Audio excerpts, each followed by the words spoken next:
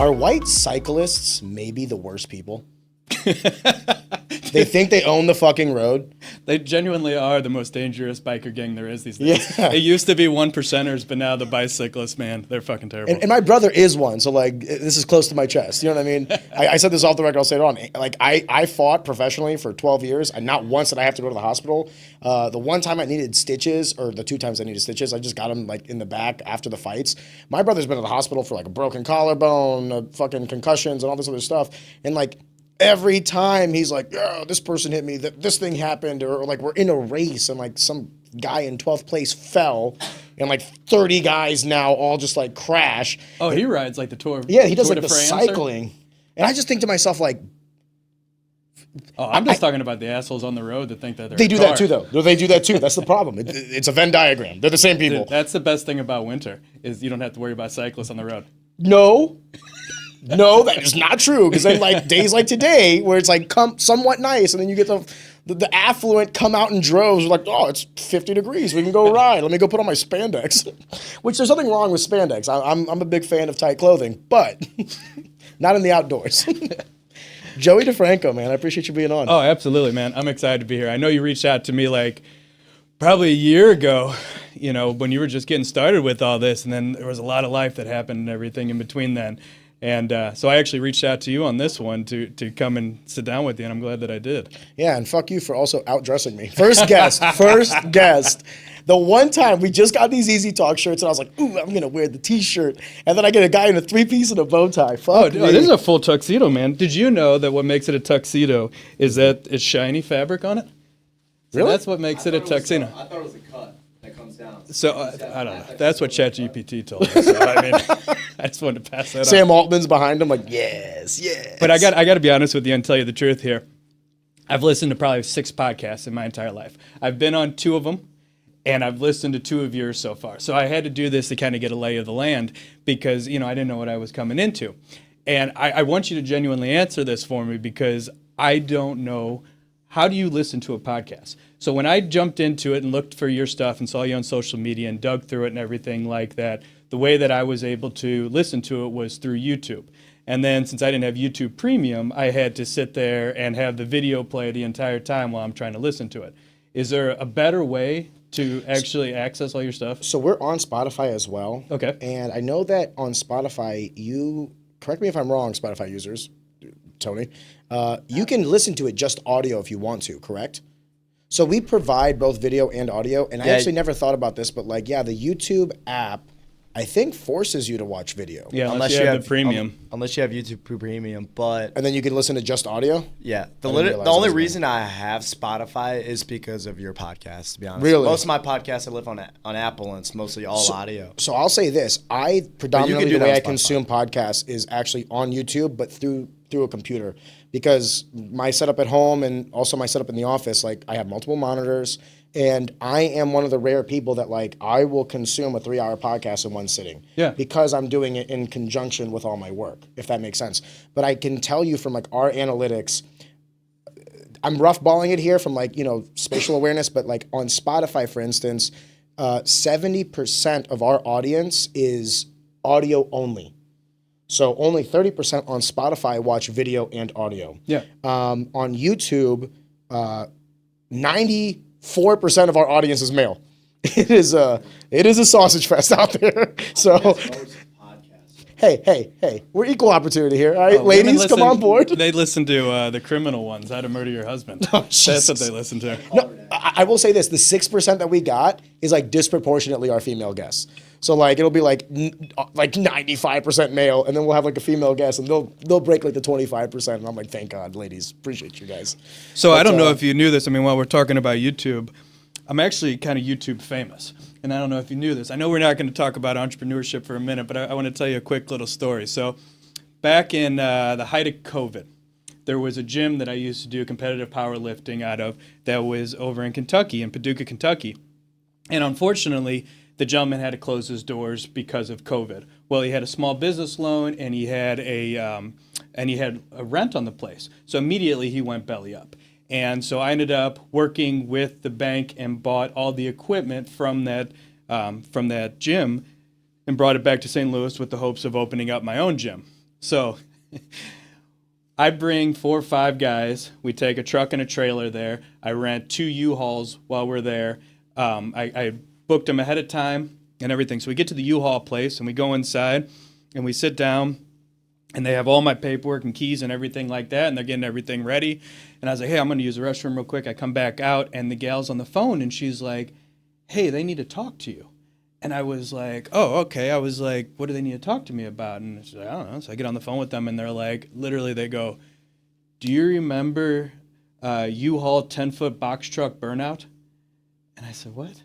And then it registered with me. So about 10 years earlier, I had flown up to Cleveland, Ohio, and bought a Harley. I made it about 100 miles back. The bike broke down. I fixed it on the side of the road. I did this like 6 times. I went to a Harley dealership. They couldn't fix it.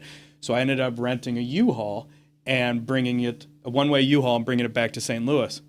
So I get done, I unload it and everything like that, and just being a knucklehead, I'm like, hey, dude, record this. And I do a big fat burnout in this U-Haul truck. And then we record it, and we throw it on YouTube, and I forget about it. I just completely forget about it. Then 10 years later, I go into U-Haul to pick up 2 U-Hauls and find out that I am banned for life from U-Haul because of this burnout that I had done and posted on YouTube. What did you make your YouTube channel, Bowie DiFranco? It's like, dude, it's like from when I was like, how'd they know it was you? Were you on the... Well, that's the thing. Just wanted to take a second to pause the action and just tell you guys thank you so much for consuming our content. Easy Talk is a passion project. This podcast is just a bunch of like-minded people coming together to produce some cool stuff and talk to some cool people. One of the things I would very much appreciate is if you could possibly like the video or subscribe to the channel, just because it helps us in the algorithm and ultimately to grow, to get more exposure to everybody, including ourselves, and ultimately just make a better product. Take a second, I'd greatly appreciate it, and on with the show. So my YouTube name is, from 30 years ago, is Joey DI84. So Joey DiFranco, the beginning of that. And then all these trucks are numbered and everything like that. So all they had to do was see the number on the side of the truck and then look around the date. And then they're like, oh, well, the guy's name is Joey DI and his name's Joey DiFranco. It's probably him. So what they say, you couldn't rent it? They wouldn't allow me rent it. They wouldn't allow any of the guys that I was with to rent a truck. They called over to the, this is Paducah, small city. They called over to the other location, was like, hey, don't rent to this guy. And like all my buddies were like, dude, how are you not getting like all pissed off and everything? And I'm like, well, first off, this is fucking hilarious. This is absolutely funny. And I did it. It's not like, this is what happens when you do dumb shit. Like, and the internet's for forever. Yeah, but 10 years? Dude, like U-Haul's worse than like our no-fly list. Yeah. Like. So I am banned for life from U-Haul. And that's, I've got like, I'd have to look, man. I've gotten a lot of views on that thing. I didn't even know you could burn out on the U-Haul van. Oh, yeah. Joey said, hold my beer. We do a little WD-40 on the back brake rotor. And said, I'm sorry, I thought this was America. Let's start with that, actually. You know what? Like, there's no real structure to this, Joey. We know relatively what we're going to talk about, but let's just kind of go in with the meat and potatoes. And that is actually originally how I met you, was through entrepreneurship. Let's go take a step further. Before I even started the podcast, I don't know if you recall, but I kind of made a bunch of phone calls because before this, I was trying to get like a lay of the land of like space for the podcast. And I don't know if you recall this, but maybe like 2 years ago, I gave you a phone call because I knew that you had like a warehouse, and I was like, maybe I could do something with the warehouse, or maybe I wasn't sure whether I was going to do it in the basement of my house, in like a corporate setting like this, or like a warehouse. I was still like formulating it. So I remember I called you and I wanted to say thank you because you were actually relatively like open to the idea of possibly having our studio in one of your warehouses. You know what I mean? I called a bunch of people and some people were like, no, I don't want that. So for the record, thank you for at least being open to the idea. We decided to do this one simply because like logistically it was just simple. Like the space was exactly what we needed, acoustics and all that stuff. But I wanted to say thank you because 2 years ago when I gave you a phone call, you picked up and you were open to the idea. So thank you. Yeah, absolutely. No, and I think at that time I'd actually kind of gotten into some things of wanting to share the for lack of better terms, the wisdom that I have. So one thing that I will say about what a great entrepreneur, and I'm not saying that I'm a great entrepreneur, but one of the ways that I judge the success of an entrepreneur is how much he shares information. Somebody that is struggling as an entrepreneur holds their cards tight. They don't want anybody to know their strategies. They don't want to know anybody what's going on. They want to keep it a secret because they're struggling. They've got to make it.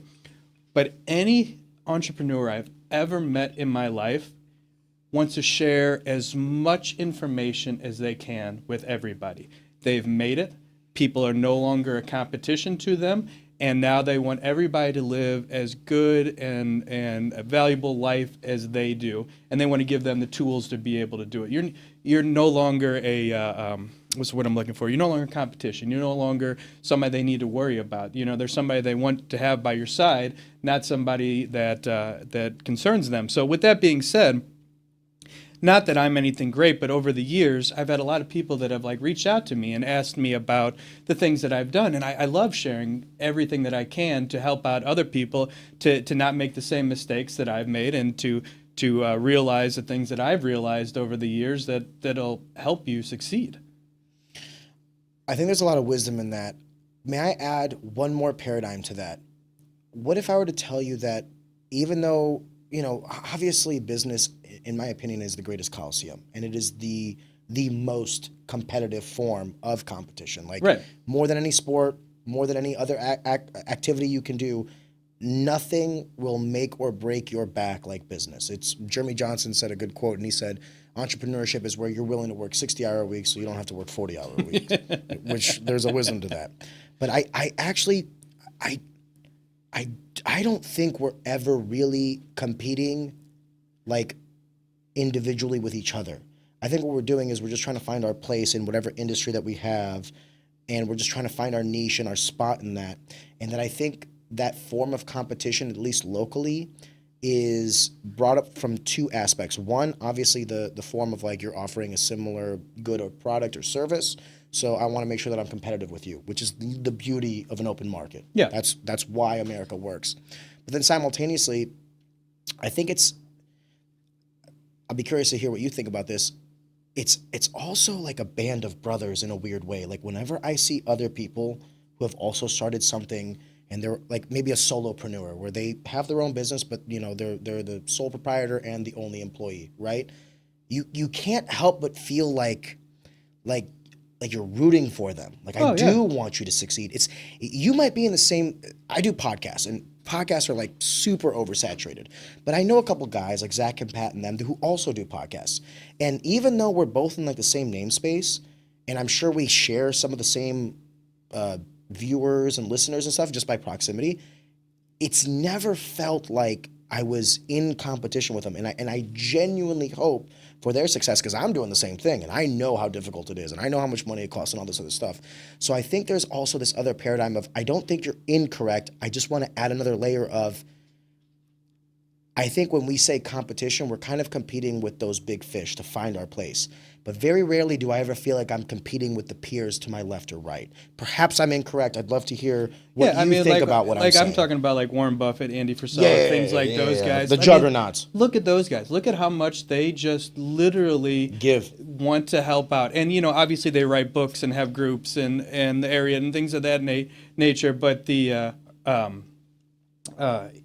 things that they make money off of, but they also just really enjoy sharing their wisdom. And you've been to one of my guys' nights before, and that's I just started doing those again. And there was a gentleman that came last week, I think it was 2 weeks ago, whenever I did it. Brandon, I had never met him before in my life. It was just a random Facebook friend. And real quick, to give you know what it is, but for everybody else out there, I do these guys' nights. And what I do is literally once a month, just whoever wants to get together gets together and we shoot the shit. It's about life, it's about business, it's about whatever. And this all stemmed from I was a serial entrepreneur, and then I had a child that was born with a major birth defect. And he had that for 2 years. He was born with what's called an omphalocele. He was born with his liver, intestines, and stomach outside of his body. He also had a major hole in his heart. He had pulmonary hypertension, which is high blood pressure of the lungs. So for his first 2 years of life, he spent his first 6 months in the NICU, and he was in and out for the first 2 years. That he had multiple major surgeries. The boy's 14 years old now, healthy as a horse. You'd never, ever know that anything was ever wrong with him other than the fact that he doesn't have a belly button, because that's where his omphalocele was. But you factor that trying to take care of my family, being married, all that stuff. By the time that I got divorced in my early 30s, I was like, fuck, man, I don't have any friends. I was literally like, my life has been taking care of my family and taking care of myself and everything like that, and I've got nothing going on. Then I got out and I got in the dating scene for a while, and that's all I did was date for a while. Still didn't make friends. And then all of a sudden I meet my roommate, and Whitney and I, I love the fucking title. My roommate. So real quick, the roommate thing is my fiance and I have been engaged for about 7 years now. And it used to be every time I introduced her as my fiance, everybody'd be like, so when are you guys getting married? And then we'd have to do this whole story. So then it just got to the point that I was like, this is my roommate. And everybody chuckles. I don't have to tell the story now. So it works out well. But we're playing chess. We're playing checkers. So we did this, and I'm like, man, if I get married, like, I got no groomsmen. I've got nothing. Like, I got to make friends. So, like, how am I going to do this? Can I take a step back? Forgive me. When you say you don't have friends, I maybe it's because of recency bias, because I've only known you for a couple of years. I didn't know you when you were 30, right? Yeah. I don't get that vibe. I get that you're like a well-networked individual and you have friends. When you say you didn't have any friends, meaning no one from high school, no one from university or wherever, like you didn't have any close friends? Like when you say you didn't have friends, can you elaborate what you mean by that? So, and we'll get into Because you're a social guy. We'll get into this later, and this will make more sense what I get ready to say right now, but I have an incredibly strong moral compass. And if somebody does not fall into my moral compass, then I push them out of my life. I don't need a person that doesn't match what I think is righteous in the world to be in my inner circle. So while there's people out there that are my friends, I don't have, I even at this point in my life, I have only a handful of very close relationships because of the fact that I will cut somebody off the moment that they do that. So case in point, my best buddy since third grade, we were great friends, and we had the same kind of mind and very mechanically inclined and loved playing with stuff, loved building cars, loved welding, loved fabricating, loved doing all this stuff. And unfortunately, he got into drinking heavily, and then he started cheating on his wife and not coming home. And here I am, a guy that's very much a family man, having problems in my own marriage, watching my best buddy go run around on his wife, and that was Did you ever have a 12 years ago. Did you ever have a conversation with him? Like, did you ever try to? Was it an instance where you saw him drifting past the parameters of your moral compass, and you said, "Okay, time to cut this off"? Was there ever a moment where you thought, like, "Hey, as a friend, maybe I need to intervene in this"? Oh, absolutely. I've never been one to bite my tongue. If I've got something, I mean, I try to be as graceful as possible, but it's very important to me to be transparent and direct, because that's what I want in my life. And I try to treat people the way that I want to be treated. So, yeah, I absolutely had that conversation. Now, I will say this, here we are probably 12. I think Frankie was born. I think my son was born. So it's been probably 12 years. And he's still married to the gal that he had an affair with and everything like that. So, I mean... Did he tone it down? Or to your knowledge? Or maybe we're just... Yeah, I mean... The reason I say that is... No, so he left his wife, the woman he was having an affair with, he ended up marrying, and they've been together for 12 years now. Oh. So that, he wasn't going to end that relationship. Got you. Forgive me. So, I mean, that's kind of what I mean. So my moral compass, you got to match up to it. I don't disagree with anything you said. And in fact, it's very reminiscent to my life, but maybe I can expand on this. You could tell me if you agree or disagree. I think if we're talking about true friendships, mentors, people that mentor me and people that I mentor, I do have a small number of people. And that is because I want to make sure that we're in line in terms of morals, in terms of character, also in terms of like IQ and what we both value. Like I am awful at small talk. Like if anyone's ever hung out with me, you can attest to this. Like it's basically like, all right, what are we doing? Like, what are we working on? How do we make more money? How do we have better relationships? Like, I'm a cool hang. I am. I like to think I'm like, when I drink, I'm a happy drunk. Like, I'm not like, angry or anything like that. But all my conversations revolve around what are we doing with our lives? Are we making more money? Are we expanding our network? Are we being better family men? Are we providers, protectors? Are we being there? If these aren't the conversations I'm having, then what the fuck are we doing hanging out, right? So that's the conversations I have with my close 6 or 7 guys and a girl.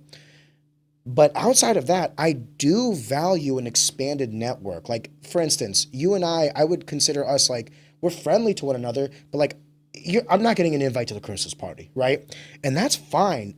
You never know when I might have value for you or when you might have value for me. And the conversations I've had with you have been very cordial, and obviously we're wild guys in our own ways, but like whenever we get together, it seems pretty cordial and based.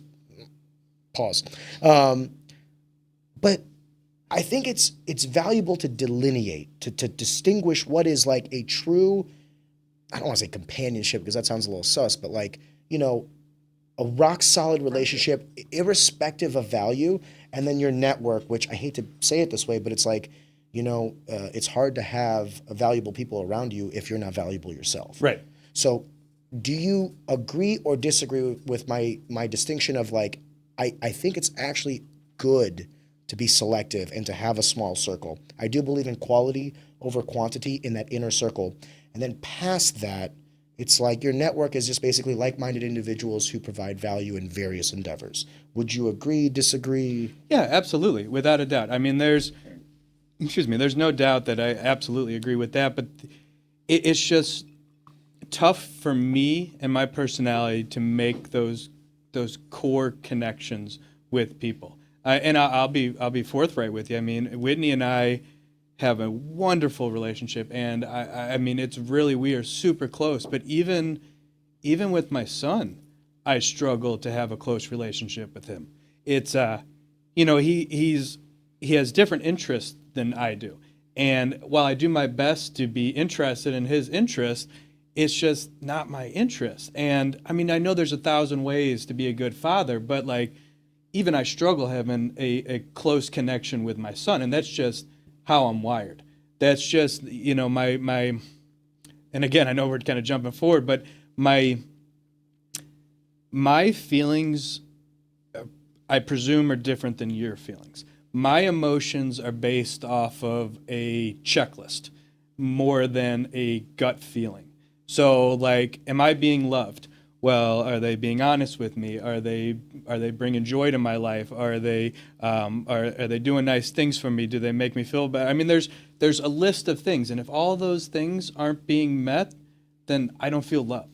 And if, you know, it's the same for all my emotions. Even if let's say you have a checklist of 6 things and 5 are checked off, but 1 isn't, would you still state that you're not feeling loved? Like, is it a zero-sum game where it's either all or nothing, binary?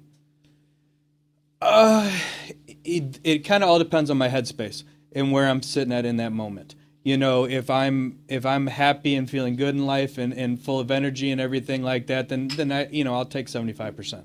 But if I'm having a low in my life and a dull spot, and I'm looking around at the things around me and I'm like, well, this isn't measuring up and this isn't measuring up, then I don't feel it. Let's just go over this part of the conversation now. This is something obviously we've talked about before, but and I will come back to this, but I want to have the context for the viewers so they understand the line of questioning. You have recently been diagnosed with autism. Correct. But you could obviously tell this story a little bit better than I could. So do you mind explaining how that process came about? Yeah, so to give you a little bit of background about myself, I'm 41 years old. I came up through Afton. You know, I've done a bunch of different things in my life. I became a serial entrepreneur about 23 years old is when I finally made the switch to work for myself for the rest of my life. You know, I was married before, and I'll be married again. I have a wonderful family, and I check all the boxes of a traditional, normal person. I have successful businesses. I'm personable.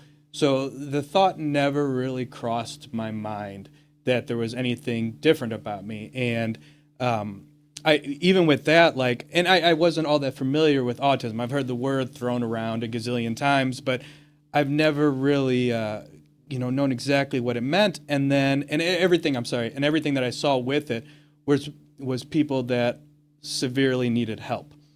Now, there's 3 different stages of autism. There's level 1, 2, and 3, and let me check my notes real quick so that way I make sure that I tell you. Listen, man, if they fact check you, Bill O'Reilly said, fuck it, we'll do it live. Well, dude, this is we need to just come up with a fucking system. I got you right here. So level 1 is the least severe, and level 3 is the most severe. But this is where it gets confusing because 1st-degree burns are not so bad. 3rd-degree burns are terrible. 1st-degree murder is terrible. 3rd-degree murder is not so bad. So it's like we need a number system that just stays in line. So 1 is... One's the word. Yeah, one needs... Not the worst, but like you need the most care. Yeah. Yeah, nonverbal... a lot of sensory issues, all kinds of stuff. And then level 3 would be what would be considered high functioning. So the way that I discovered all this is a funny story. So I was literally watching the TV show Love on the Spectrum on Netflix, which is a show they did it overseas, and then they did like 2 seasons here where people that are on the spectrum, it's a dating show for them. And I'm watching this show, and I'm watching these guys, and I'm like, man, I feel like I really resonate with a lot of the things that they do. Now, these guys, I don't want to, and I hate to say this, I'm not picking on those guys at all, God bless them, but they just weren't as smooth as I was. And it really stood out what they were doing. So one of the things that really stood out to me was somebody would ask a question, and then immediately, before you even had a chance to answer it, they had to explain why they were asking that question. They also took things so literally. Other things that have gone in my life that have really jumped out to me is that my humor, or what people think is my humor, is that I state the obvious. I fucking will be walking down the street. This is just a dumb dad joke, but like, there'll be a well in the ground for bringing water, and I'll walk by and I'll be like, well. And like, That's such a fucking dad joke. But like, that's the kind of shit that I would do. But the trick for me is that I'm good with word association. So like, I can take, well, this is a well in the ground, but what other kind of wells are there? Well, we're going to do this. So that's how I spin it into a joke, but I'm always announcing what's really going on right in front of me. So I was like, this is kind of interesting to me. So I'm really resonating with this. So I started doing a bunch of reading on it and everything like that, and learning all these different things that really matched up to how I felt. Like, everything to me is literal. Everything is black and white. There's no gray zone for me. And when there's a gray zone, there's confusion, there's problems, there's me getting upset. I have a morning routine. I have an evening routine. Normally during the day, I can, come and go as I please, but I really like to start my day the same and end my day the same. But there was just a plethora of things that absolutely resonated with all this. And then I started reading more and more about it. And there's also autism with ADHD, which is what I ultimately got diagnosed with. And that one there, like, really stood out to me. Attention deficit hyper disorder. Yeah. ADHD. Not ADD, sorry. Yeah, so anything that I see in my life that interests me, I want to know everything about. And I want to know everything about it right now. And ChatGPT and Google and crowdsourcing, if you follow me on Facebook, you know how many questions I ask about everything just because I'm curious and I want to learn about everything. And that really got me thinking about this ADHD. But the other thing with the ADHD is when I have an idea, I need to execute it. I need to execute it immediately. And if I can't execute it immediately, then it loses it's not such an important thing to me. So like when I called you a couple days ago, I'm really glad that we got in and were able to do this almost immediately, because even over these last couple days, I'm like, I know I'm going to have a good time, but, is this still something I want to do? And like 2 or 3 weeks from now, I'd really be like, oh man, like. Because you're hyper analyzing it, or because it's distant in the sense of like when we had our initial conversation to now, and you're being bombarded with other ideas and things? Yeah, Like, I think that's probably it. I've got new interests, so this one's not nearly as important anymore. And that is what's caused me so much trouble in business, but then has also helped me out so much in business. So what I mean by that is helping me out. I want to know how everything works, and I want to know how everybody does it, and I want to know every input of everything. I want to know how that door was hung. I want to know how this was made. I want to know how you got into this business. I want to know everything. you have an aversion to ignorance. Yeah. So I able to absorb so much information about any topic that I'm interested in, and then I don't want to say I'm a master because I'm far from a master, but I'm able to apply that, and that's why I've done so well in business. But then on the flip side, because of the ADHD, I'm like, well, hey, I got this business is going. I want to start this business. And then I want to go start that business. And then I want to go start this business. And I can't do all that. And that is one thing that I've really figured out in probably the last 6 months to a year. People have been telling me this for years, but I don't listen to people. 6 months to a year, I've really figured out that, hey, if I concentrate on just one thing, then it's going to be good. And that's what we've been doing with Major League Demo. And what this company has changed from in the last year is just simply incredible because I have all my concentration on that now. If you don't mind, before we get to the businesses that you have, I want to take a step back, and I want to ask some. I'm not looking for like details, but I'm looking for high level. I want to ask, like, when you say like you were diagnosed with autism, like, how did that go about? Like, did you actively pursue a doctor?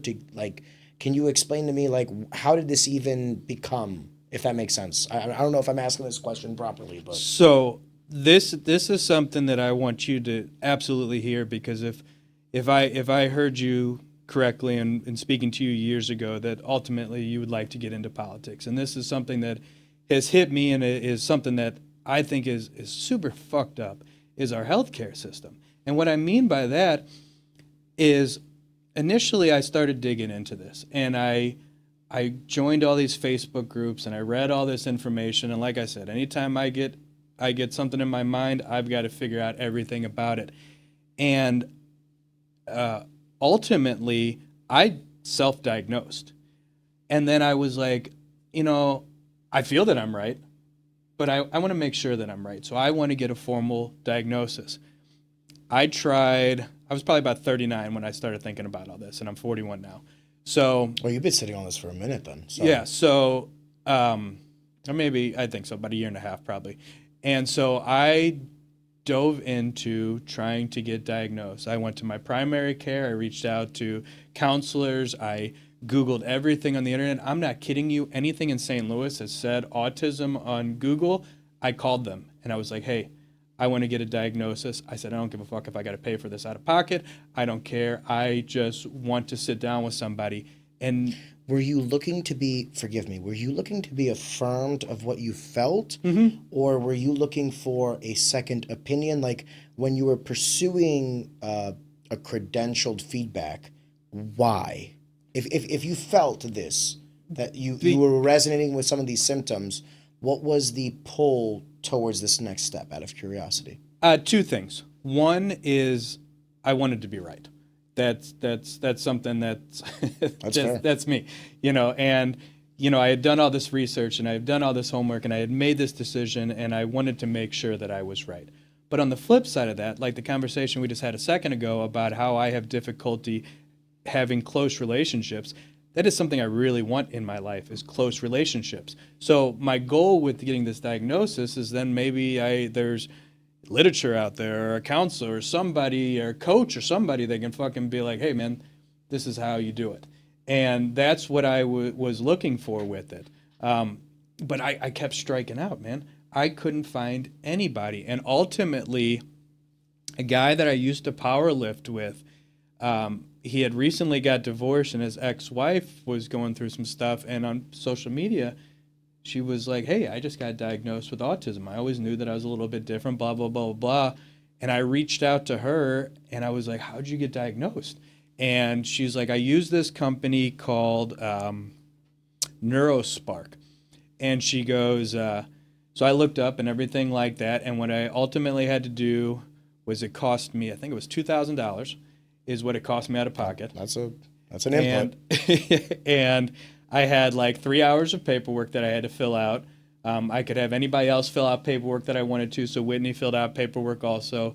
When you say fill out paperwork, meaning like in proximity to you, like what they thought of you? Yeah, so Forgive me because I don't know this process. I apologize.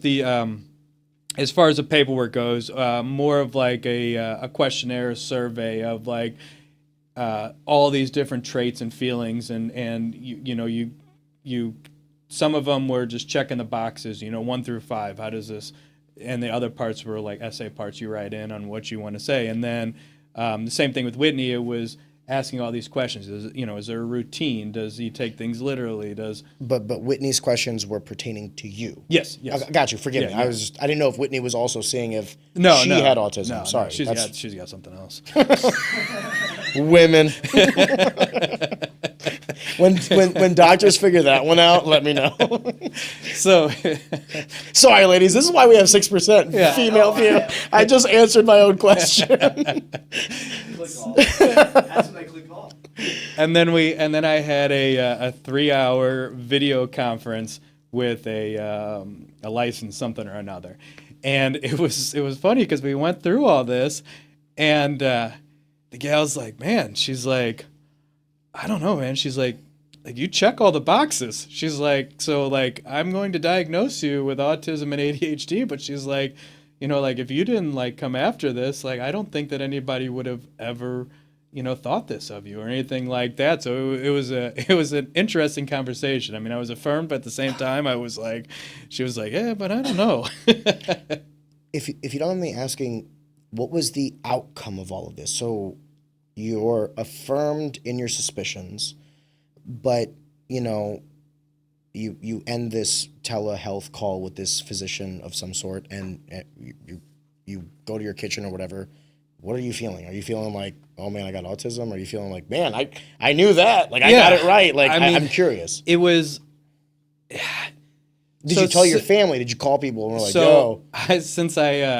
Since I had originally self-diagnosed myself, I'd already kind of worked through all the process or all the emotions and feelings of it. So at this point, it was just kind of affirming it. And then from there, as far as telling people, honestly, I've told, Whitney knew immediately. I told my sister because my sister and I are very open about discussing mental health. And then I went and told my father about it, and him and my stepmother were very receptive to it and everything like that. And I mean, I weren't going to say they were shocked. I mean, because when you start listing it all up, they're like, oh yeah. I don't know if I should laugh at that. I'm sorry. It's like, when you told your dad you were gay, I mean, he was just like, yeah, we knew that. My dad said, really, shocker. So yeah, I mean, it was. How dare you, sir? So it was kind of that situation, and then I honestly went and told my mom. And I was like, Mom, I'm telling you this because I think you might be too. And, no shit. Yeah. And because my mother is when you think of autism, things like that, you think of things like Rain Man and how people just have really great traits at some of the things and they really struggle in other things. My mother is a pianist and an organ player and a music director. And she is self-taught on the piano. She literally, at 8 years old, learned how to play the piano, started playing masses at church, and she's done that for the last 60 years. And she is incredible. She can hear a song and play it back to you. It is unbelievable. On the same side, it's socially, she very much overshares, which is something that I do. Very much... people are like, I can't believe you just said that kind of situation, everything like that. And so it really resonated me as I'm seeing these traits in my mother. Well, I told my mother, and she's like, yeah, I got other stuff going on in my life. She's like... And Joey's like, yeah, check. I'm like, that's another one. I was like, I thought this was going to be like a whole big conversation and an oh my God moment. And she's just like, yeah, let me tell you about this that's going on. And I'm like, no, Mom, I think you have autism. And she's like... Yeah, but this is happening in my life right now. And I'm like, Jesus Christ. Way to affirm the point. But then from there, Shout out, Miss DiFranco. Sorry, I should not be speaking like this. but then from there, and what ultimately made me reach out to you is that I kind of took a step back. When I originally got this, I felt, when I got this diagnosis, I felt like there was something wrong with me. I felt like people were going to look down on me. I felt that people were going to give me this label and do all this stuff, and I didn't want that label. I didn't want that, and I say that label, and I say that in the sense that from my own personal experience, I had a gentleman that I was friends with and everything like that had autism and Asperger's, which turns out that Asperger's and autism are the same thing now, but before I was educated on that, like when we introduced him, we'd be like, hey man, just so you know, this guy has autism and Asperger's, so when he says something and you're like, holy fuck, I can't believe you just said that, you kind of understand why. Context. And I didn't want to start having that label. I didn't want people to be like warned about me. I didn't want people to look down on me. I didn't want all these things. But then genuinely, and I'm not, and I say this as humbly as I possibly can, if you, of all the different ways that you can judge a man on how he helps people, on his family, on his business, on his success, on his social skills, on every way that you can do that, I feel that I do strong in all those. So there is nothing that I should be ashamed about being diagnosed with this. And that's kind of why I reached out, was because this isn't a fucking moment to change the world, but I feel that I don't fit the stereotype of an autistic person.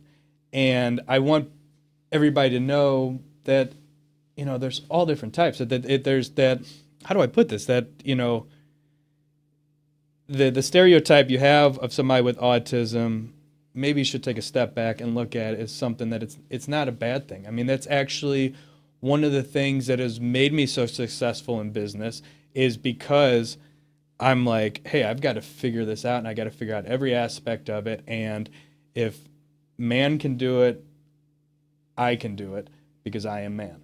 And that's kind of how I've been, and just bullying my way through all this to my success.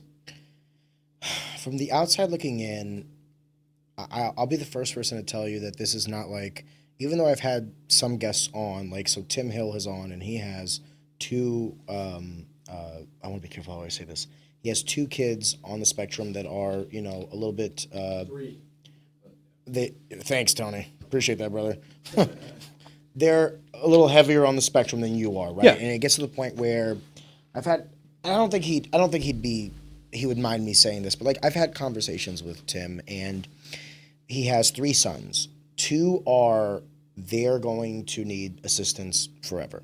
And one is where I would constitute as you. Like, he's in law, very sharp kid, can function by himself and all that. Still technically on the spectrum, but if you were to compare, I mean, it will most likely be one son who, after Tim and his wife inevitably pass, will have the responsibility of taking care of his brothers, right? And it is something that him and I have kind of spoken about from the father's perspective. Like, Ariane, you know, you have to understand, like, he was talking to me about, like, healthcare and providing care from either government or charities or himself financially. I want to be careful how I say this, because it's not my story to tell, but it's not a strain on him, but it's like a responsibility that he feels, right? Like any man should for their children.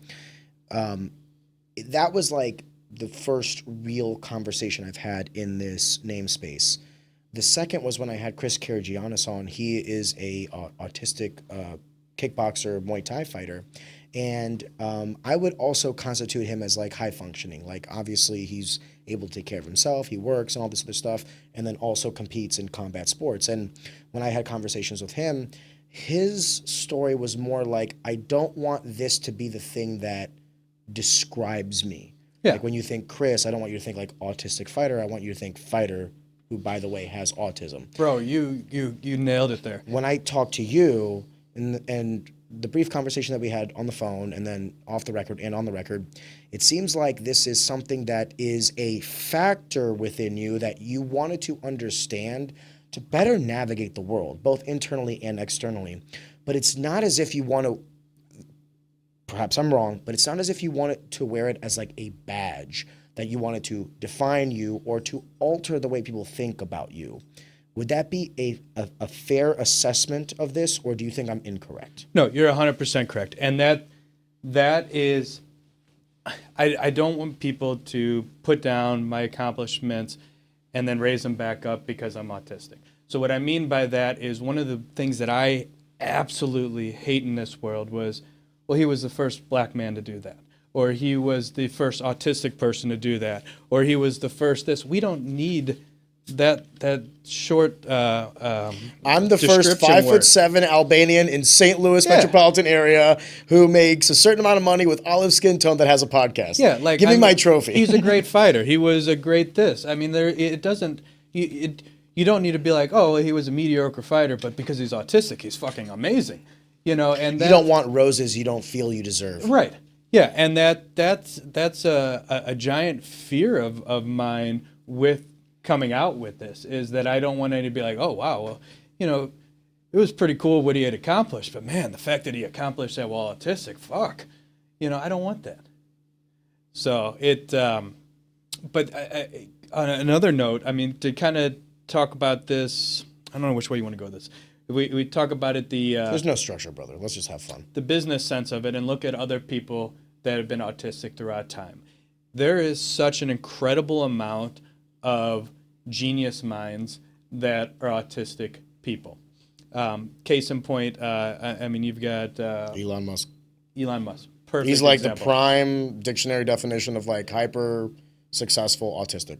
Well, yeah, and I mean, you look at Leonardo da Vinci. Obviously, that motherfucker had autism. Well, he was curious about everything. So this is, can I say, forgive me for interrupting, but this is something where I kind of start to like, I was having a conversation with Tony over the phone, and it was like this RFK Jr.'s push with like heightened numbers of autism throughout the years.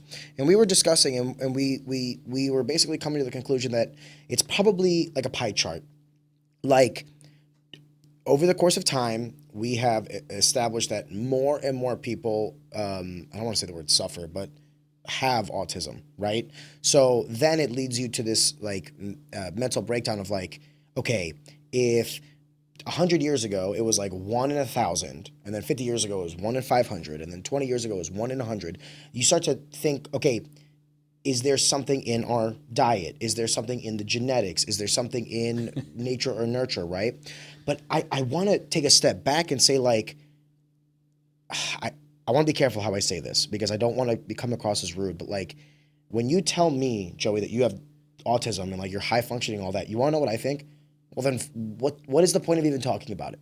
Yeah. Does that make sense? So like we used to say that people had quirks. Like back in the day, like, oh, he's really good at math and then like bad at everything else. Yeah, like maybe that's autism. Maybe that's like high functioning autism or whatever. Or this person, like your mother, for instance, who can listen to music now and play that. Like, I don't think that's a bad thing. I think that's pretty fucking awesome, right? Like they have a skill that I can't do.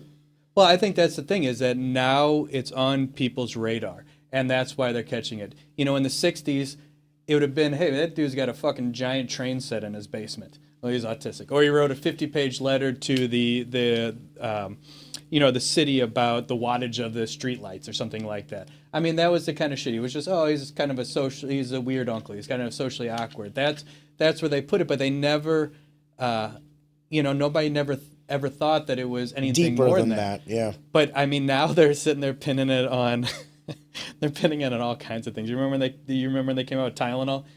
Caused that? Oh yeah. Acetaminophen. So well, here's the thing, though. So I got to tell you this real quick. So when they said that it was Tylenol, so I'm talking to my kid sister, and I'm like, hey, Jacqueline, I got autism. And I was like, I think this is how it happened. And she's like, what? And I was like, I'm just picturing so I'm July. So like November of 83. Your mom's just my dad's like, hey, baby, what's up to my mom? And my mom's like, not tonight. I got a headache. And my dad runs out of the room, comes back with a bunch of Tylenol, gives it to her. And then here we are. Thanks, Dad. Dude, I think we as human beings crave simple answers to complex narratives or questions, and that doesn't necessarily just correlate to autism. I mean, it could be literally anything. Yeah. I think we always want like an A to B, like a straight line, right? But sometimes it's not often binary, and it is like a pie chart, or it could be 10% of this, it's 30% of that. Like I think that's, we always say like, there's 50 shades of gray. Pause. I think that's life for the most part. This being no different. You were earlier talking about you were a serial entrepreneur. And for those that don't understand, a serial entrepreneur is someone who's like constantly starting new businesses, have an idea, execute on the idea. I think the main hurdle for most people into entrepreneurship is that actually that first initial step of like, you'd be surprised at how many people don't even know how to set up an LLC or how easy it is, right? Yeah. You didn't necessarily have that issue. When you, after this diagnosis, out of curiosity, when you started looking back at teens, early 20s, mid 20s, late 20s, 30s, did you start like attributing autism to some of the aspects of your life and why certain things happened the way they did? Absolutely. Did it illuminate your past for you? Absolutely. There's one thing. I remember being on the phone one time, and my ex-wife said to me, she goes, "You can't say that to people." And I said, "What?" She goes, "You keep telling them that that's unacceptable, that that's not right." And I'm like, "But it's not. It's not right. It's not acceptable. They can't do this." And she's like, "Yeah, but you can't talk to people like that. You can't tell people that they're doing stuff like this." And then, I can think back to when I was a child. All I did was every single one of my toys, I'd take them apart because I wanted to see how every single one works. Or let's talk about relationships. Everybody has their ups and lows in relationships. And I remember one time, both Whitney and I were very depressed. We were in a low spot in our life and everything like that. And I'm like, you know what? I'm going to fix my problem. These are the steps that I'm going to take to make my life better. I'm going to simplify this. I'm going to go to the gym every day. I'm going to take testosterone. I'm going to do this. I'm going to do this. I fucking came out with the whole plan. That's what I'm doing. And I did it, and I got out of my hole. Now, on the flip side, I'm like, Whitney, here's what you need to do A, B, C, D, and to E to get to a healthier life. And she could never get to point one. She could never get started. And I remember talking to somebody about this, and they're like, well, that's not how it works when you're depressed. And I'm like, the fuck, that's not how it works. Like, I was depressed. I said I wanted to be happy. I said I made a plan, and I did it. And she's like, that's not how people work. And I'm like, it is. I did it. I was there. It happened. I know. And that was, now looking back, I mean, I can see how much different than like Whitney's mind is to mine. How I can just be direct and defined and say, this is what I'm going to do and run with it. And other people can't. Can I provide a different argument to that one, actually? I don't think that has anything to do with autism. I think that has everything to do with you individually. You were prepared to make a life change. You had already established, and maybe it is a directive of autism, forgive me, but like you've done the mental calculus. You had that internal dialogue where you're like, enough is enough, and you were ready for that race. Yeah. The problem with that, though, is I have something similar, and this is why I kind of resonate with this. I also am like, when I see financial illiteracy or when I see people doing things like short-term thinking, I think to myself, like, are you guys stupid? Right. Like, why are you deliberately choosing the short-term gain over the long-term pain? And then it dawned on me, it's like, you're right. People sometimes don't think the way you do, whether it's autism, whether it's like nature or nurture or whatever. But with regards to this specific example, you were ready to tackle that battle head on. And you prepared yourself, and then you off to the races. But it's a tough ask to bring that upon to somebody else who didn't have that internal dialogue, who wasn't mentally and physically prepared to undergo that change in their life. Yeah. And I think sometimes, let me start with this. One of the things that when I first met you, one of the things that I kind of resonated with was because like you kind of exemplified characteristics that I like in men. Strong-willed, moral compass, honest, transparent. I was like, how could you not like this guy? It's so on the sleeve. It's so easy, right? However, the problem some guys like you will face is that not everyone is like that. Yeah. Not everybody is transparent. Not everybody wears their heart on their sleeves and is open and can converse and explain and all these other things. Some people are a little bit more reserved and want to keep it in. And it's something that I've had to learn. My wife has had to be like, hey, listen, man, not everything is a fucking problem that you have to solve. Sometimes I need you to shut the fuck up and get away from me. And I've had to swallow the ego and the pride a little bit and say, okay, like just because I want to fix everything around me doesn't mean that everything around me wants to be fixed. So that really hits with me because about 5 or 6 years ago, I more or less tried to get a little bit into politics and everything like that. God bless. And one of the issues that was going on, it was during a time, you're Afton boy, you understand. So there was Tower T Golf Course. Oh yeah, it was gonna get demolished. So Tower T Golf Course had kind of become defunct. It wasn't making any money anymore. McBride and Son bought it up, and they were going to build a bunch of houses right there. And the whole community was in an outrage over taking away this green space and putting in there. And I'm like, man, you guys have had... And can we add some context to people that aren't necessarily Afton savvy? For those that don't understand, Tower T was like a mom and pop golf course / driving range / golf course / mini golf. It was like a swing around fun town without the go-karts, right? But it was like an Afton staple. It had been there for generations, right? And what was happening was over the course of time, like many things do, industries change, time changed, and it was becoming insolvent. And McBride wanted to buy up the land and then basically tear everything down and build, I don't want to sound precocious when I say this, but cheaper homes, right? Yeah. And then the community got involved, actively got involved. And forgive me, I just wanted to add some context to this story. Yeah. So you were saying. So the idea of losing green space, especially a small business owner, the idea of a mom and pop business leaving, all those things really genuinely, I heard, I felt, all that kind of stuff. But what I also realized was I'm also a real estate broker and grew up in Afton. And one thing that I have noticed about Afton, especially since with my step-siblings, there's 5 of us, and on my mom's side, there was 5 of us at one time, is that if you recall in Afton, the majority of our homes are 2 and 3 bedroom homes. And there's very rare amount of 4 and 5 bedroom homes. So Afton has become this step-up community. It's a great community, but once you have more than 3 kids, this isn't the 1950s where you put 9 kids in a 1,000 square foot home. People these days want to have, if you've got 4 kids, you want like a 3,500 square foot home that everybody has their own bedroom. You probably want a home office too. That wasn't possible in Afton. So what would happen is once these people would have 3 kids, they would leave Afton. And I would see this, and there was such a need for larger homes in Afton that's why I was for it. Especially, everybody's got their feelings about McBride homes, but that was super important, or the affordable larger homes there is what it was. To maintain the level of growth for the community, implying that instead of having the people exodus from the county from Afton to Lindbergh or from Afton to Ladue or Clayton or whatever, they could stay within Afton, keep the tax dollars in Afton, and essentially uplift, like a rising tide lifts all ships.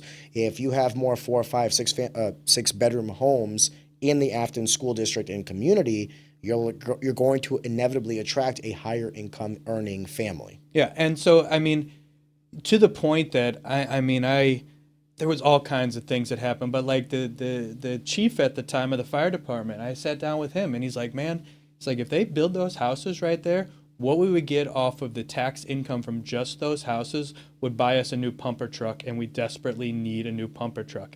And everybody's like, oh, our taxes are going to raise and everything like that. And I'm like, no, these taxes are actually going to keep your taxes down because of this. So what I learned in politics is that even though I saw a problem and I decided what the better good was and that I ultimately wanted to help everybody, when people don't understand, they default to no. Or they default to, oh, you're a sleazy guy that's trying to do something. And they're like, oh, well, you just want those so you can sell them because you're a real estate broker. And I'm like, no, McBride & Son sells directly to the public, so I'm not going to see any money off of this at all. I just see what the community needs. So at the end of all of it, there was a lot of people, and that was another problem with my autism, is that I would get on Facebook and be like, what the fuck are wrong with people? Yeah. Ooh. And so ultimately, an angel investor came in, bought the land back from McBride, and built Tower T back, and it's a wonderful place. But what's funny is then across from Afton High School, they built like 20 houses for $500,000, well above the median price in Afton. Can we also add a variable to that? Because what they did was, it was a graveyard before, and they actually uplifted graves and did they? repurposed. Yeah, that was the full graveyard, not just in front of Afton High School. So there was a graveyard in front of Afton High School. There was a graveyard in front of Rogers Middle School, and they uplifted a good portion of square footage on both of these graveyards to build homes. Now, there's nothing wrong with you repurposing land. That's not what I'm saying. But what I am saying is that when we have this discussion, we do have to have some sort of reverence or sovereignty for the dead. And, like, let me put it this way. When my mom died, we had to buy a plot of land. And then if one day my father will die and use that same plot of land. And one day I will die. And then this will kind of get lost over the catalyst of time, right? No one's, dude, I can't speak too much of this, but like, it is a little disrespectful to unearth the dead. Did they actually unearth anybody? What do you think? Do you think they're going to put that? Spare land. I thought it was area that they hadn't used. No. Those were all graves, my dude. Those were all graves. I thought it was land they haven't used. Yeah, All graves. All graves on both sides. On both, in front of Rogers Middle School and in front of Afton High School. I went to high school when it was a graveyard, my dude. I'm telling you. I used to walk home. I would see it. Yeah, but they took the land off to the left. But real quick, did you know this? You're a wrestler. You ran through that cemetery 1,000 times. That's what I'm saying. Did you know that it was in the shape of a cross? You knew yes. that? Not many people knew that. Yeah. But they did that, and then down the street at Resurrection, they rebuilt, they built 100 homes down there, and those all sold out immediately. And because there's a need for housing. Yeah. I'm sorry. You cannot have your cake and eat it too. And I hear from both sides on this issue. Like, one side will tell me, we need affordable housing. Okay, cool. Whatever that looks like, right? Whether that's apartments, lofts, condos, duplex, 4 families, whatever. But then you'll have, like, I hate to call it this, but you'll have the gatekeepers. And that is who? The people that are already in that community. And I'll tell you what they all say behind closed doors, and they will not admit it to you, but it's the truth. They all get together and say, well, I don't want my property value to decrease, because now what it is supply and demand. And now you're providing a bunch of brand new built homes to compete with the equity value of my pre-existing 40, 50, 60-year-old home. And what it is they don't want competition. So on the same flip of the coin that you want, we want affordable housing for our next of kin and all this other stuff, they'll also say, well, not in my community. Not down the street from my house. Do it down there. Not in my backyard. Yeah, not in my backyard. Not in my backyard. As if it was the biggest thing. All the motherfuckers that backed up to Tower T, they went for having this big, beautiful space behind there. Listen, it looks beautiful on all these other things, but all I'm saying is you cannot have your cake and eat it too. You want a nice Tower T? Fine. Yeah. But then you can't bitch about property values in the community and not being able to afford it. You can't have both. But that's what that's what I'm and trying it's to short. explain. And once again, people. it's short-sighted thinking. Going back to what I was saying, it's the people that have the asset class individuals who then gatekeep for the others. Only in Athens, Facebook groups are crazy. Well, it's not just Afton though too, because it's the micro that extends to the macro. Do you think that Afton is the only one with these issues? Do you think Clayton is building affordable housing, or Ladue or Lindbergh? No one's doing this shit, and that's the issue, because it's both. We all acknowledge that housing is getting insane, right? In the last 5 years. I'll tell you this: like, my real estate value has skyrocketed, and I haven't really done a whole lot. To be honest with you, it doesn't constitute the value add that I have. But then it's like, if you told me that you wanted to build, low income housing down the street from my house, I don't know how I'd feel about it. So I'm a hypocrite. Yeah. I am a hypocrite. But what I am saying is, like, there needs to be a breaking point where we have to ask ourselves, like, do we want the American dream for the next generation? Because if we don't, we're easily eclipsing this now. Or what are we going to do? Are we going to have a society, I hate to say it this way, are we going to have a society that starts to resent the caste of asset class owners, the older people? You're starting to see that in real time now. The okay boomer mentality is starting to seep. Like, I went from people saying, like, okay boomer, to, like, the boomers are the ones that are causing the problems, to the boomers have ruined this country. I've seen this in the last 5 years. You talk about the boomers owning assets. I don't know if you've noticed this yet. So how old are you? You're 33, 34, something like that? I just turned 33. You just turned 33. So I read the statistic somewhere, and I don't remember the hardcore number of it, but essentially pretty much anybody under 30 has given up on ownership. Everything in their life is subscription-based. And if you think about it, your Microsoft Word, your Spotify, your heated seats in your car, you're leasing a car, you're renting a house, they have absolutely no assets. Every aspect of their life is subscription based, and they're going to be stuck in this loop of financial distress for the rest of their life. They're never going to pay off their house. They They're won't never gonna see it use as financial distress. You will own nothing, and you will be happy, because the problem is maybe you'll agree with me, maybe you won't. There comes a responsibility and a stress with owning any asset class. Yeah. If you buy gold, now you have to protect it. If you buy a car, it's a depreciating asset. If you buy a home, you have to upkeep that home. That responsibility is yours. If you have land, just regular land, and the fire marshal comes in and says, hey, you have like a lot of dead trees that are a possible fire hazard, you're responsible for cleaning up the dead brush and making sure that the land is upkept to a certain level. It is difficult to own assets, and no one wants to say that out loud, but it's the truth.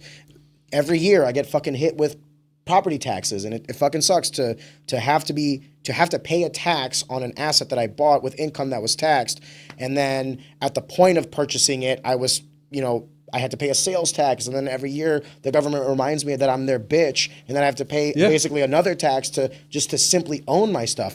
I'm not trying to say like, oh, woe is me, I'm an asset class holder. But what I'm saying is there is actively, I don't want to call it a psyop, but there's like this change in the psyche of younger people to start telling them, I can't tell you how many people I see now making YouTube videos of like, renting is better than owning. I'm like, you're an idiot. Yeah, You're a fucking idiot. Well, sorry, a caveat no. on that point, it's always better to own an asset. Is that they don't want the responsibility, which is funny because when we sat there and had this conversation on McBride homes over the years and stuff like that, one of the complaints of the older generations were they're going to build these houses on small lots. Nobody wants a small yard. These houses are going to be so together. And I'm like, you are so out of touch with the younger people. The younger people don't want an acre that they have to fucking take care of and mow the grass on Saturday. They want to go spend time with their family. They want to go out and have experiences. They want to do shit. They want a little postage stamp lawn that they can pay somebody to cut for $15 and call it a day and not have to worry about it. This is also where the libertarian in me comes out and says, who the fuck are you? Yeah. You don't know. You know what the beauty of capitalism in the open market is? Let's try. Yeah. If McBride Homes buys the land, makes all the initial investments, takes all the labor costs, and builds these homes, and then they throw it up for $500,000 and no one buys it, guess what they're going to do? They're going to lower the price of the homes. Yeah. There will be an equilibrium price where demand and supply will meet, and we'll figure out the real value of those homes in real time. That's the beauty of an open market. Everybody can speculate and think and all this other stuff, but at the end of the day, the invisible hands of the market will show you the light. So if this guy thinks that no one's going to buy it because it doesn't have a big front yard, I know 5 college graduates that would literally chomp at the bits at like a starter $250,000 home. Yeah. And here's the truth of the matter, because you were onto something here. If you don't build enough bigger homes for people to kind of like throughout the course of their lives as they're progressing in terms of earning, in terms of the size of their family, you're not allowing them to kind of offload a current asset to purchase a new asset, and then you're kind of stopping this transition in someone's life, because that's what homes are, right? It's kind of like a moment in time. I don't know about you, but I don't live in the home that I lived in 10 years ago, but I'm sure someone else lives in that home. And 10 years from now, I don't think I'm going to live in the home that I live in now, but someone will. Yeah. And that's the whole thing, is like, as I progress through life, I will move on to the next big, I don't want to say next big thing, but bigger and better, hopefully. And then someone else will occupy the space that I currently take. But if we hunker down, if we don't move, if we don't do anything, and we also don't build, well, that's how you have a housing crisis. That's how you have people that cannot, forgive me, can I rant for 2 minutes? You cannot complain to the youth of this country and tell them buck up, work harder, when the asset classes are literally inflating at a rate higher than their earning potential. My house, the real estate that I own, has increased in value in the last 5 years by roughly 50%. Yeah. By roughly 50%. Now, let me ask, like, if you ask generic person off the street, has your income increased by 50% since 4 or 5 years ago? How many people are going to say yes to that? So the problem is the asset class is decoupled from earning potential. Then you introduce, here's the worst part, then you introduce inflation. So not only are assets, because the nature of an asset class will always appreciate with extra money in the pool, because now people have more money to spend, therefore supply and demand dictates that if the supply of something stays the same, but demand increases, what happens to price? So not only are salaries not upkeeping with asset class costs, but then you introduce inflation. So the money they do make is worth less. And because assets are inflation resistant, the assets are worth more. You're creating this delta that seems unattainable for people. And the reason I bring this up is I do believe in capitalism. I'm a greedy motherfucker. How much money do I want to make? $1 more than I made yesterday. However, it's not lost on me that if I am willing to, drag up the ladder as soon as I've hit the next level to prevent the next generation from coming up behind me, you're going to collapse society. Because now in real time, in the first time in my life, I'm starting to hear people say, I don't care about red or blue. I want to burn it all down. And that is what you need to really, everybody needs to take a step back and say, is the society, is the social contract that we're creating, is this truly what's best for all? Can we not have a system where people can appreciate the value of their homes and they can build wealth through equity, but also not subvert the next generation? And then there's a deeper psychological question. Why do you feel like you want to subvert the next generation? Don't you have children? I have a daughter. I want her to have a chance at the American dream, and not because she's the exception, but because she is the rule. Yeah. Not just my daughter. You're going to have kids. You have kids. I want all of our kids, genuinely, this is how I think. I want to take 1, add 1, leave 2. And then my daughter will take 2, add 1, leave 3. And that's how humanity should go. But what we shouldn't do is take 2, take away 1, and leave 1. And we, for the first time, we're having that. We're having people that are thinking that this is acceptable. And then when you have a youth that revolts, you have no one to blame but the man in the mirror. Well, Sorry for that rant, guys, but the new normal is not the old normal, and that's the problem. Is that the generational differences don't realize what is normal and right for your family is not what's normal and right for my family now. And when you talked about a minute ago about how the increase in values of homes, you're 100% right. I bought my first house in Afton 14 years ago with my father, and I still owned 3 houses with my father, and I just bought them out of them like a month ago. And literally, they have doubled in value. in the last 5 years? Since You bought them 13 years ago. Yeah.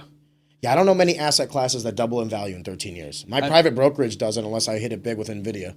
I mean, we've got, the way that I used to do it is we would purchase rehab and do it on a 15-year mortgage, and then it would become a rental, and I'd make, everybody thinks that landlords make a shitload of money, but I make like $250 a month off of a house. Do you mind if we get into the nitty-gritty of that? Because we also own some rental properties, and I would like because I go back to that thing that I said earlier about it's not good to own, it's better to rent, and I think that's the dumbest thing ever. I would like to dig into that because one of the ways that I've been able to accumulate the wealth that I have through many means, right? I work, I have businesses, yada, yada. But one of them is real estate. And I agree with you. People might think that I make way more money than I do. But I would like to, if you're cool with it, I'd like to talk a little bit, talk shop. So there's duplexes, there's 4 families, there's single family units. What's the difference between them? Single family unit, pretty much status quo. It is one family is going to occupy this space. A duplex, whether it's horizontal or vertical, is usually one piece of property that has been separated, like plumbing, lighting, and everything, ready for 2 separate families to occupy it. Can one person occupy it? Obviously they can. And then a 4 family is what I describe as a duplex, times it by 2. We have a couple of properties ourselves, and I own no other single family units other than the one we live in, but the duplex and the 4 family units are actually the ones that provide to me the most amount of leverage and cash flow. And the reason I say cash flow is because that's really the value in the homes for me.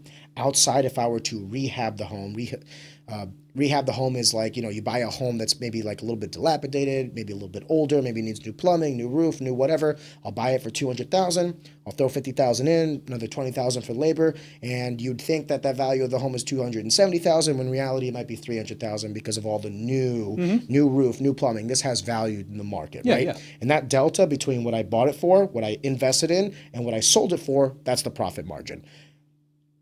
Forgive me. I'm just trying to extrapolate a little bit and add some context, because this is also one of the things. I mean, you own DiFranco Realty. This is something that you deal with all day. And then even your other business, Major League Demo, I'm sure is intertwined in demolishing homes for whatever reason that they need to be demolished for rehabilitation. So, and that's one of the problems that I have, is that I jump into so many different things in my life. But I will say that real estate has always been my backbone of what I've done. And so real quick, just to give you the quick background about how I got into real estate, and it's really a big thank you to my father and my stepmother for this, is when I found out that my son was going to be born with an omphalocele, we knew that my former wife had to become a stay-at-home mom to take care of him and everything like that. On top of that, I wanted to make sure that I always was nearby in order if I needed to come home. So I tried to buy some properties on my own. I struck out, and my father finally came to me, and he asked me if I wanted to do it with him. And he pulled out $50,000 in equity out of his home, which was crazy because at the time, interest rates had changed so much that when he pulled out $50,000, his house payment actually went down. So my father... Meaning his interest rate was higher before. Yeah. So his house payment went down. And my father was, he came from the old school. He came from, you worked hard at a company, they take care of you, you stayed their whole life. 18 years old, he started working for a painting company out of Webster Groves and retired there at 63 years old. Now, the reason he was able to retire at 63 years old is because we had gotten into real estate probably 5-6 years prior to then. And so we took that first home. We took that $50,000, we fixed it up, we flipped it, we took that money. Then we went and bought our second home cash, and what we did is what's called the BRRRR method. You're probably familiar with it, but not everybody is. The BRRRR method is BRRRR. It is buy, rehab, rent, refinance. So as you just talked about numbers before, and I'm going to make these really easy numbers. Say you buy a house for $40,000. You put $40,000 into it, you got $80,000 into it. The house is now worth $100,000. Well, normally when you go and buy an investment property forward, you go to the bank, you put down 20%. So what we're doing is we're doing this in reverse. We purchase the house cash, and then we use that as collateral for a line of credit. And then we took our line of credit and we purchased our next home on it. I'm going to stop you because there's a lot of financial illiteracy, and I know it makes sense to you. So You had an asset that you're borrowing against. You said $40,000. The house is worth $80,000. So you put $40,000 down.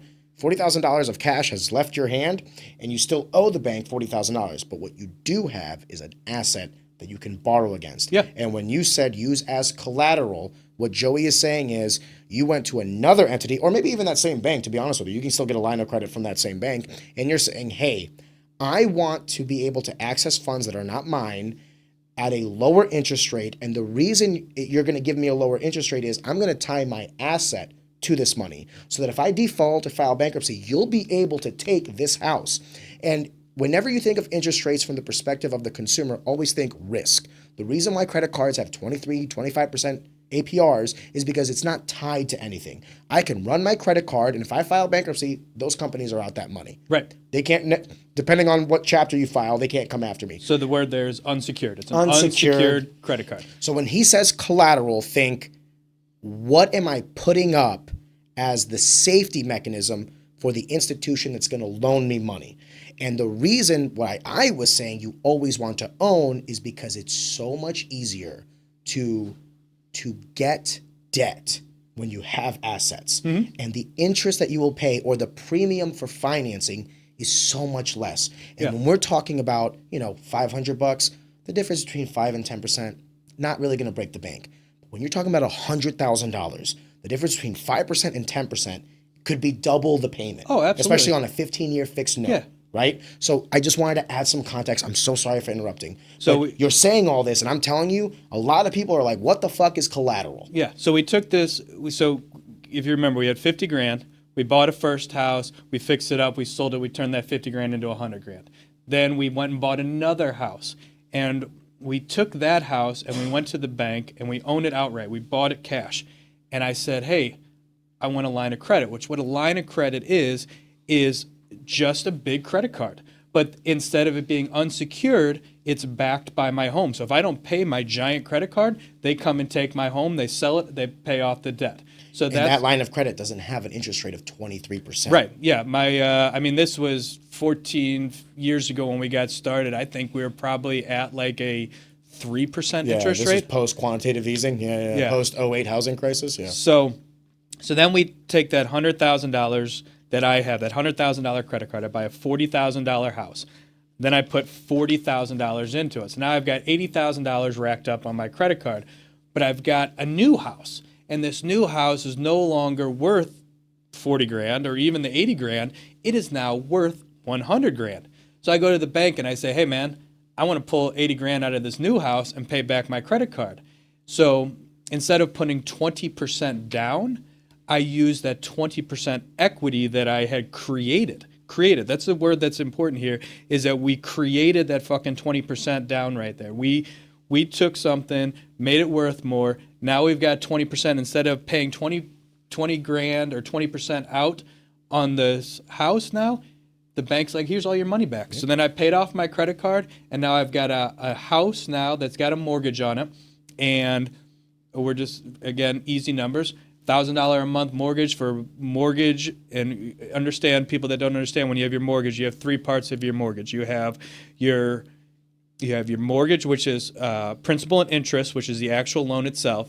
Then you have your insurance, and then you have your taxes. Now you can pay those things out of pocket, but nobody wants to do that. Nobody at Christmas time wants to spend $2,000 on real estate taxes. They don't want to pay $1,200 on homeowners insurance. So what happens there is those items get escrowed, and they take that total amount of your insurance and your taxes, they divide it by 12 months, and they add it to your mortgage. So when you pay your principal and interest, you're actually paying principal, interest, taxes, and insurance. So all the cost of home ownership minus utilities, maintenance, all that kind of stuff. But for the sake of this conversation, the cost of ownership. So now it costs me $1,000 a month to own this house. So I turn around and rent it for $1,200 a month. So now there's a couple things that happened. I make $200 a month, which normally I just throw that back into the bank account, and it's a rainy day fund. If anything happens with the house, it's there. Well, because you're responsible for all the upkeep by virtue of owning that asset. When you rent, Yeah. if the fridge breaks, hey, Joey, the fridge broken, come send a guy or get me a new fridge. Hey, the roof is leaking. You're liable for all of these things. You're responsible for all of them. Now, and if you remember, we had a $100,000 home that we only have $80,000 tied up in. So I've already got 20 grand that I've made that's just equity is what it's called, but it's invisible money that's out there. Now, every month, that renter's paying me, which then I'm paying the bank, which then makes that mortgage less. So then it becomes $79,000, $78,000, $70,000, $60,000. So that number's getting less, but at the same time, this home value is going up. So we are making a bigger spread each and every day. Now, what happens there is then all of a sudden you've got all this equity that you can do whatever the fuck you want to do with it. You want to go start another business, you want to go get a vacation, you want to go get new titties, you do whatever the fuck you want to do. You've got this money now to He's right. to do it, and you've created this, and other people are helping you with your success, but that just runs in the background, and it self-manages its old self. And what I mean by that, and everybody that's ever been a landlord, I hear all these fucking horror stories of being a landlord. I have been a landlord for 14 years, 15 years. And I've had one kind of bad situation. It was more or less the woman wouldn't move out. She was disabled. We weren't going to fucking push it. So she just took her time moving out. But the reason is because of two things. One, we rehab the homes before we put people in there. We just don't take the house and throw somebody in there and then there's problem after problem after problem. We go through them, make sure that they're good, safe, ready to go houses. That's the proper way to do it. But surely you can attest that that's not how everybody does it. Yeah. The second thing is how you find your tenant. And this is the biggest problem. So the first time landlord or even just a shitty landlord, the first guy that shows up that says, hey, I got money, I'll rent it. They're like, oh, I see money, I'll take it. Let's do it. And then it's a disaster. So my process in finding a tenant is this day and age, we post it online.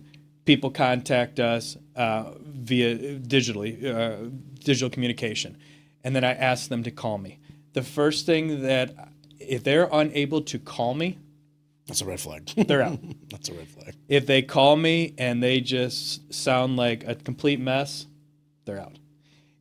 Also, I take their name, I throw it in social media. If it's racial slurs and party girls, forget about it. Then from there, I schedule a meeting with them to view the property. If they reschedule or they're late, automatically out. Then you'll be amazed at what people will tell you. And they will come in and tell you their whole life story. So then you get to hear that. And I've always had some caveats. I mean, like my whole thing is I'm a real estate broker. If you were able to buy a house, I'd be selling you a house right now. There's going to be things on your credit. There's going to be hiccups, and I work with you. You know, if it's utilities and mortgages and things that are house related, forget about it. But if it's medical bills or maybe a late car payment, things that are completely detached from that individual, life can happen, and sometimes you can do everything right and still get the short end of the stick, and that is fair. Yeah. So then from there we get to the point of the actual application. Then they have to fill out an application and they have to pay for it. They're not going to pay for it if they don't think they're going to pass. Then we have an actual screening company that screens them, their employment history, their criminal history, all these types of things. And by the time you get through all those steps, you're going to have a good tenant. Now, the second thing that I want to mention is retaining your tenant.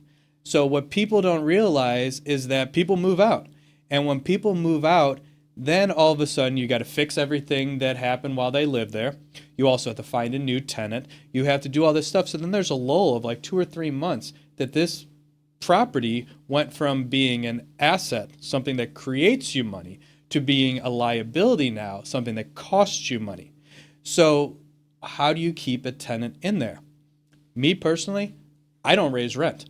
Same. The only time that I raise rent is when somebody moves out.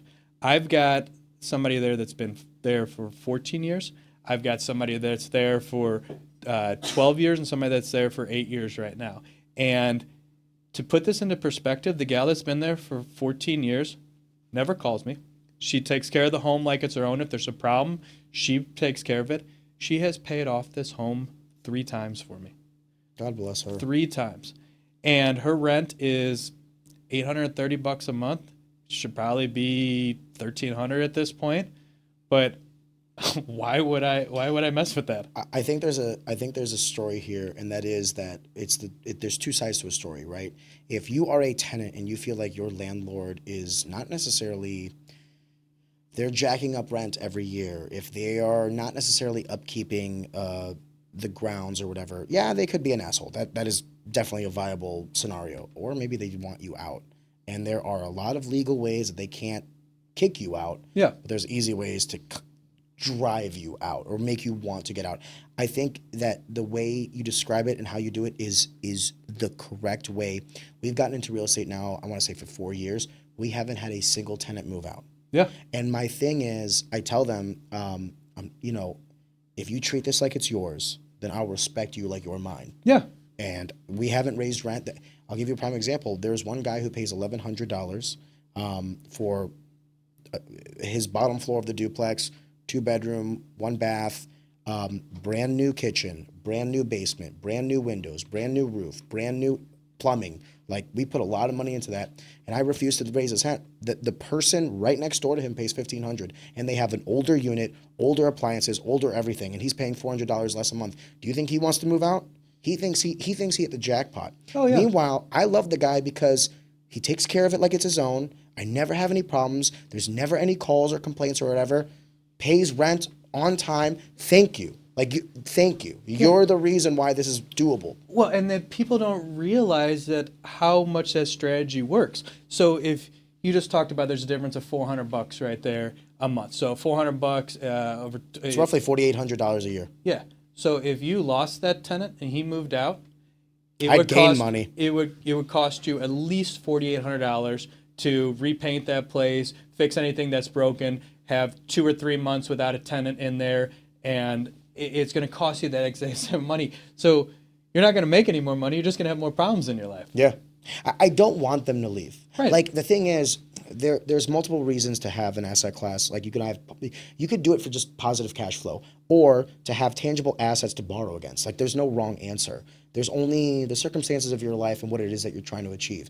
I know people that, like, you know, they've got into real estate first, have all these assets that they can then borrow against, and then start their businesses. And then they're not starting their businesses with their money, they're starting the businesses with the bank's money. Yeah. Great. Sounds awesome to me. And there's a distinction here that I went to school for finance, and that's what I graduated from UMSL class of 2015 with a finance degree. There is this negative connotation with the word debt.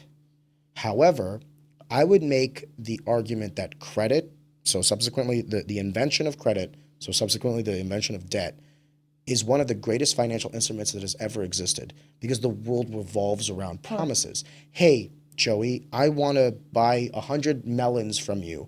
I don't have the cash on hand, but I'll give you a small amount of cash right now to kind of show the goodwill of this transaction in commerce. Send me over the melons. I'm going to sell them over here, and then I'm going to send you the rest of it at a later time agreed upon. And maybe I'll even pay you a slight premium for the financing, because you're taking a risk and I have to pay you for that.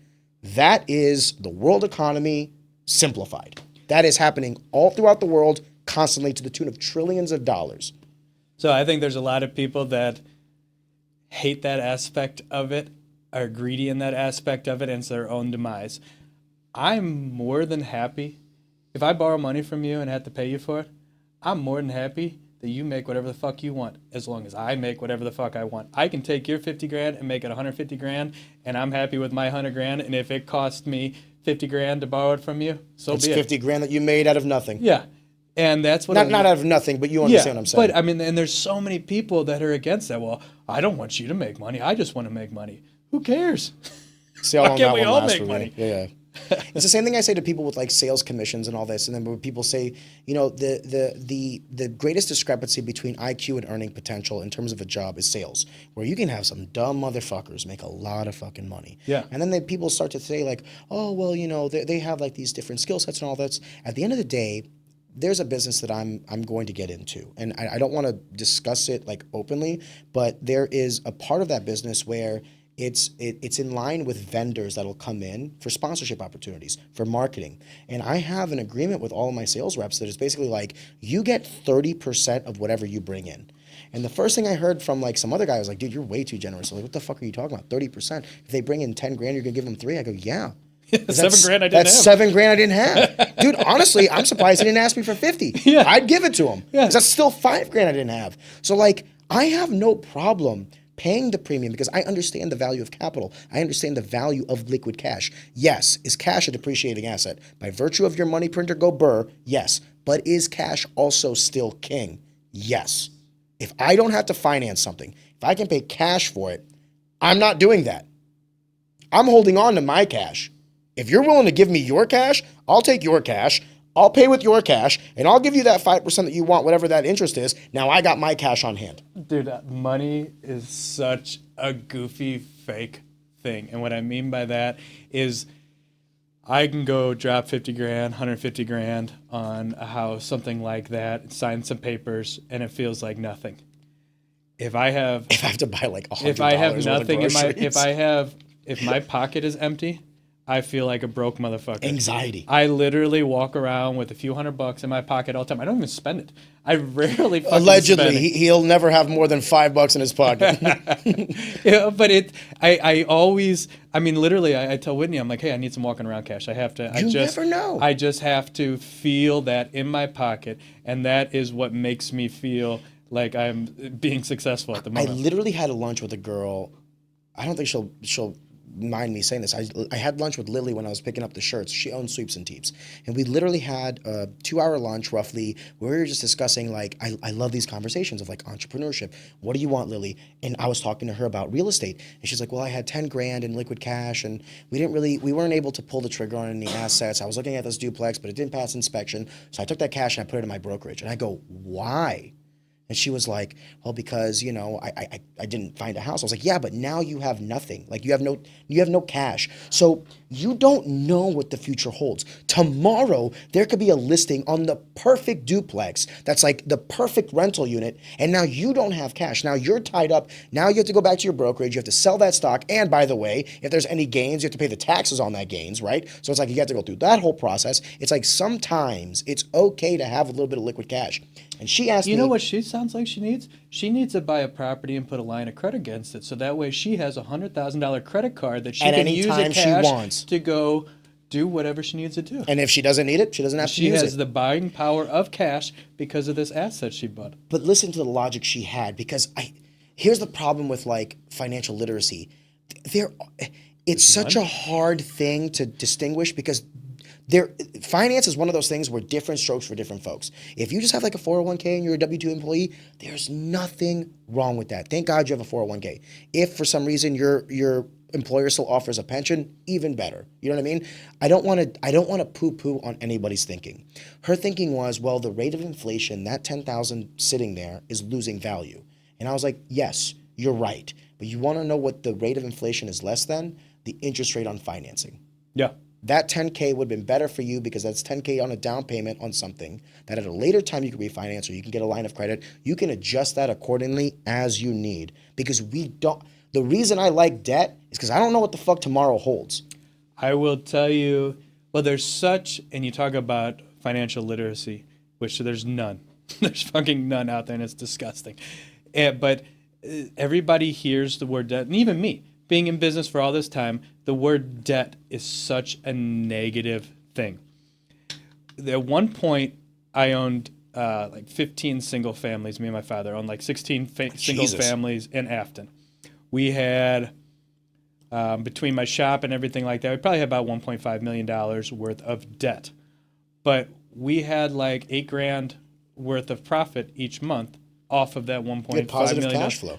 But it just weighed on my shoulders and weighed on my shoulders. You didn't like the fact that you owed that much money? Yeah. So then I turned around, and I mean, there was a whole lot of stuff that happened in the moment. I was getting divorced, and there was all kinds of things happening. But it seemed like a better idea to offload some of these properties in order to own stuff outright. So then I went down to my house, my shop, my office, and like 3 rental homes, and I owned them all outright. And I barely cash flowed off of them. Like I made more money when I had debt and more assets than when I had less assets but owned them outright. Can I go a step further? Because at this lunch, I was talking to this lady, and she's starting to get into the realm of like financial security. She's starting to think, hey, I want to retire by 60. Yeah. I don't want to work when I'm 70. And I'm like, hey, God bless you. As long as you're taking the steps now to plan for that, then you should be relatively fine. And it was funny to kind of see the light bulb flicker in her head. And I told her this, and I'll tell you this the same. I don't know a single truly wealthy person, that isn't an entrepreneur. Yeah. I know a lot of people that are wealthy on paper, and if they had to liquidate, they have to do it at a discount. Because let me tell you the quiet part out loud, guys that only have a private brokerage, and I have a private brokerage. The value of your assets on paper, if it's not tied to a tangible asset, is always and forever will be whatever someone is willing to pay for them. In some ways, cryptocurrency and stock prices are the same.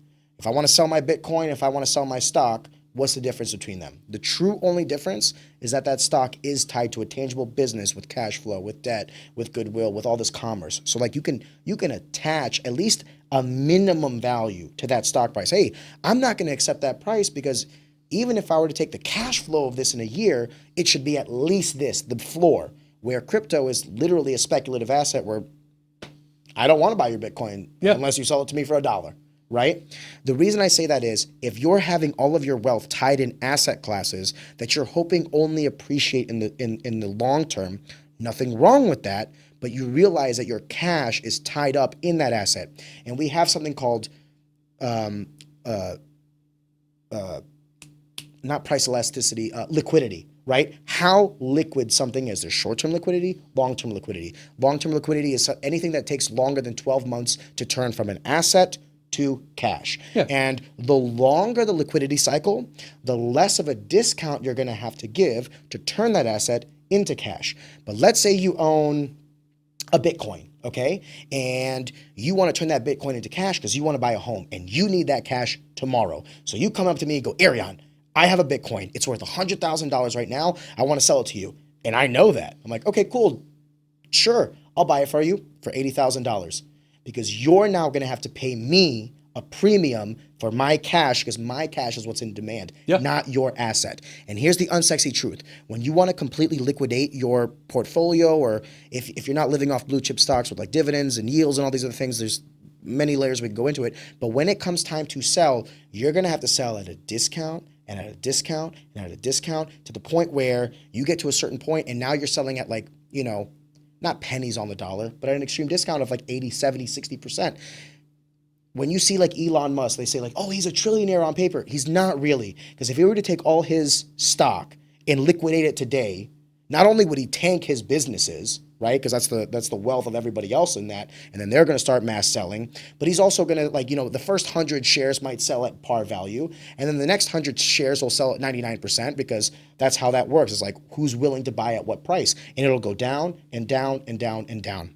The reason I bring that up is, you want to know where that's not necessarily a factor? Having assets with lines of credit or debt assimilation to it, to where you can pull from already a predetermined amount that you've already set up.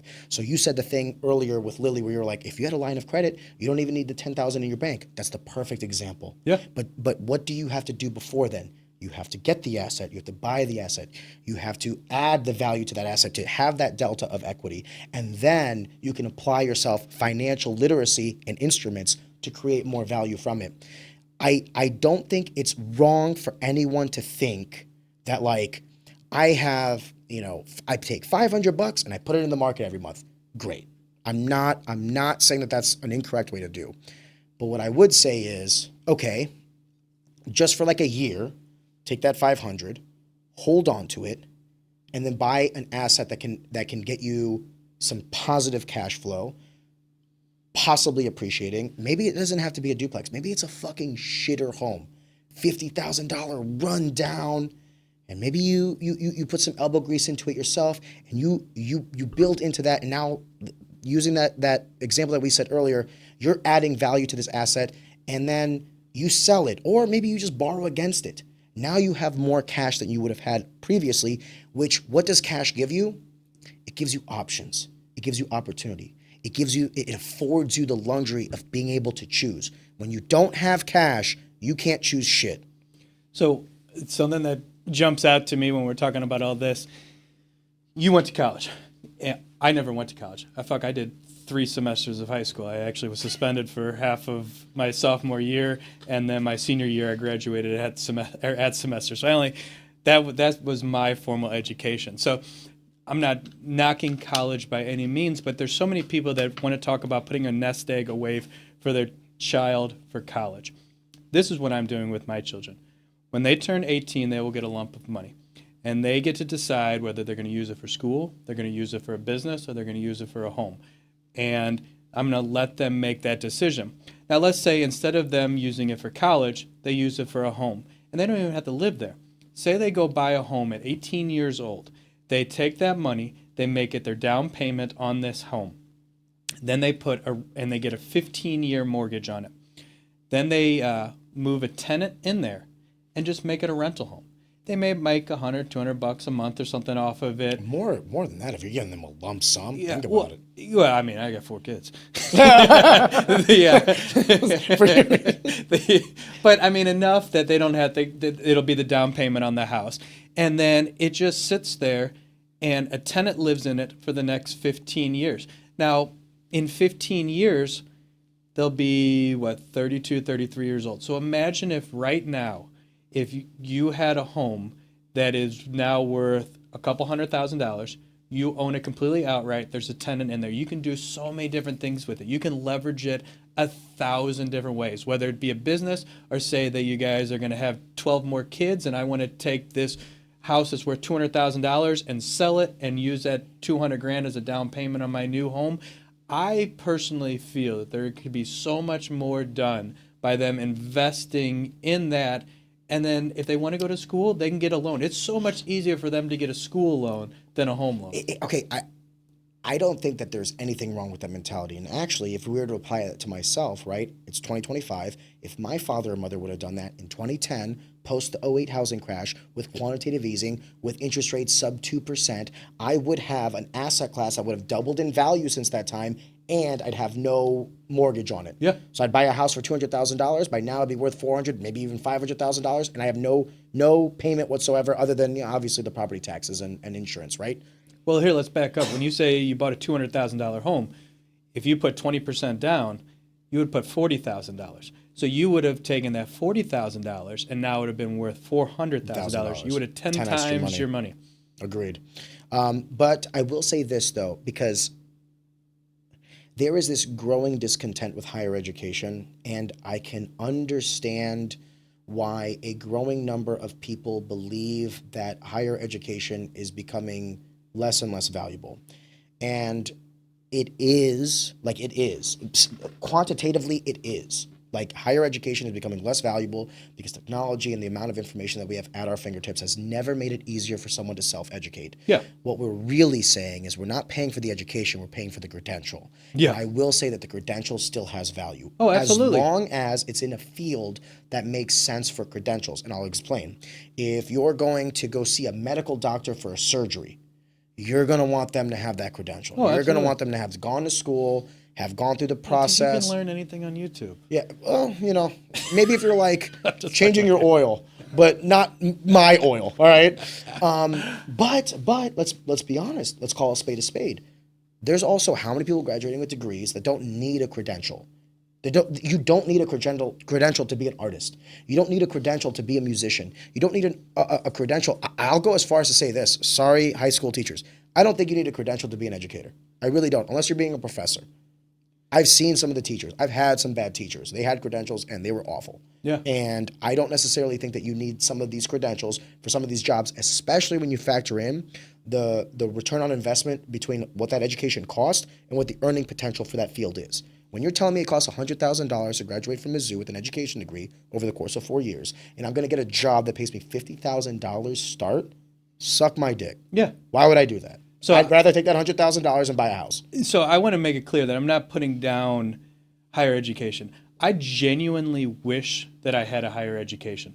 All the stuff that you learned in school and financing and marketing and all that kind of stuff is stuff that I've had to just learn crowdsourcing and learning it through mistakes and learn through everything like that. And that's one thing that I feel that school very much failed me on, was that I just kind of breezed through school. And I'm not trying to say that I'm the smartest guy in the room, but I fucking was able to get through things. So I'd sleep in class and I'd skip class and everything like that. And I'd still end up with C's because I was smart enough to get through school. Or maybe the education system was so lax.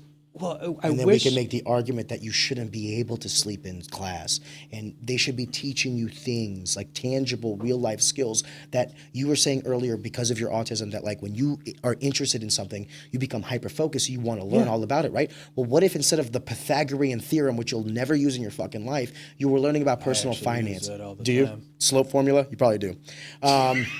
You probably do. That's A squared, B squared, C squared. You use that all the time in squaring things up in construction. Forgive me. This was a bad. That's like the actual only one that you use. You could have any other one. Joey's like, actually, let me call you on your bullshit. I guess what I'm trying to say though is like to that point of like, I don't think that higher education should be the new base. Yeah. No, I wish that's. I think public education should still be the base. I think that you should be able to graduate high school and be able to get a job. You're adequately trained enough to do entry-level work, and then you can learn in the actual corporate environment or business environment or labor environment, whatever it is that you want to do, or an apprenticeship environment. Yeah. We shouldn't be looking at public school as like a daycare. This should be to prepare people for life. And if you want to take that next step and to get the credentials and invest, it should be exclusively for things where the ROI makes sense. So what are your thoughts on, you go to college for lack of better terms, for a subject. You go there to be a teacher, you go there to be an engineer, you go there to learn a specific thing. Field. What if we took that direction in high school? Yeah. I mean, if somebody in high school, the one class that I really enjoyed was economics. And I mean, it was just basic economics all the way down to how to have a bank account and write a check. I mean, basic finance. Yeah, I really genuinely enjoyed that class. My son now is doing like engineering and robotics and things like that. And like, if they would have had things like that for me in high school, that really, because that's the way my mind works. I want to know how everything works. I want to figure it out. I want to know the leverage point. I want to know this. I want to know every single thing. And if somebody would have pointed me in that direction, and don't get me wrong, I'm very, very, very, very happy with the way that my life turned out. But I would have had a completely different life if the school system wouldn't have failed me. I would have been an engineer. I would have been something of that nature. And I'm not trying to poo-poo on public education. Forgive me. We're both Afton alum. We have a third Afton alum here as well. And I would like to think that Afton actually did. It prepared me. It did. When I went to college, I was ready. You know what I mean? And then all the things that I learned from a diverse cast of individuals in my class prepared me for the social skills that I needed. The curriculum prepared me for the intellectual stimulus that I would then be encouraged to undertake and continue. But what I'm trying to say, though, is, like, what is the point of education? Is the point of education to basically, or public education, to basically be like some place where we foster kids until they turn 18 and say, okay, you're not our problem anymore. You're not society's problem anymore. Or is the education system supposed to be something more grand for our society, for our country, and that is to prepare the next generation for the world that they're inevitably going to inherit? That's what I think it should be. I don't subscribe to this mentality, especially with advancements in technology and learning capabilities. Why is it that we have to go to school for 20 years now just to be able to be a data analyst at some entry-level corporate field? No, this doesn't make any sense. I say this about the jobs that I had. Like, literally every job that I've had, from when I graduated school, I was an FP&A analyst at Amdocs, to when I worked in information systems, and now when I'm working in sales. I can genuinely teach anybody how to do my job in a week. Yep. In a week, I can teach you how to do what I do and make what I make. Now, the reason I make what I make is because of my experience, my critical thinking, my ability to use what I learn to use what I know to figure out what I don't know. That will come with time, and that's why experience should always be properly compensated for. When you pay for a plumber and he comes in and he charges you $300 just to look at your thing, and you're like, oh, well, he didn't really do anything. You're not paying him for the 10 minutes that he looked at your pipe. You're paying him for the 30 years that he's been looking at pipes, and he knows exactly what he's looking for. That's what you're paying for. So that's interesting that you say that, because one of the things that popped in my head when I was on the way here was talking about entrepreneurship is something that I heard from another real estate broker.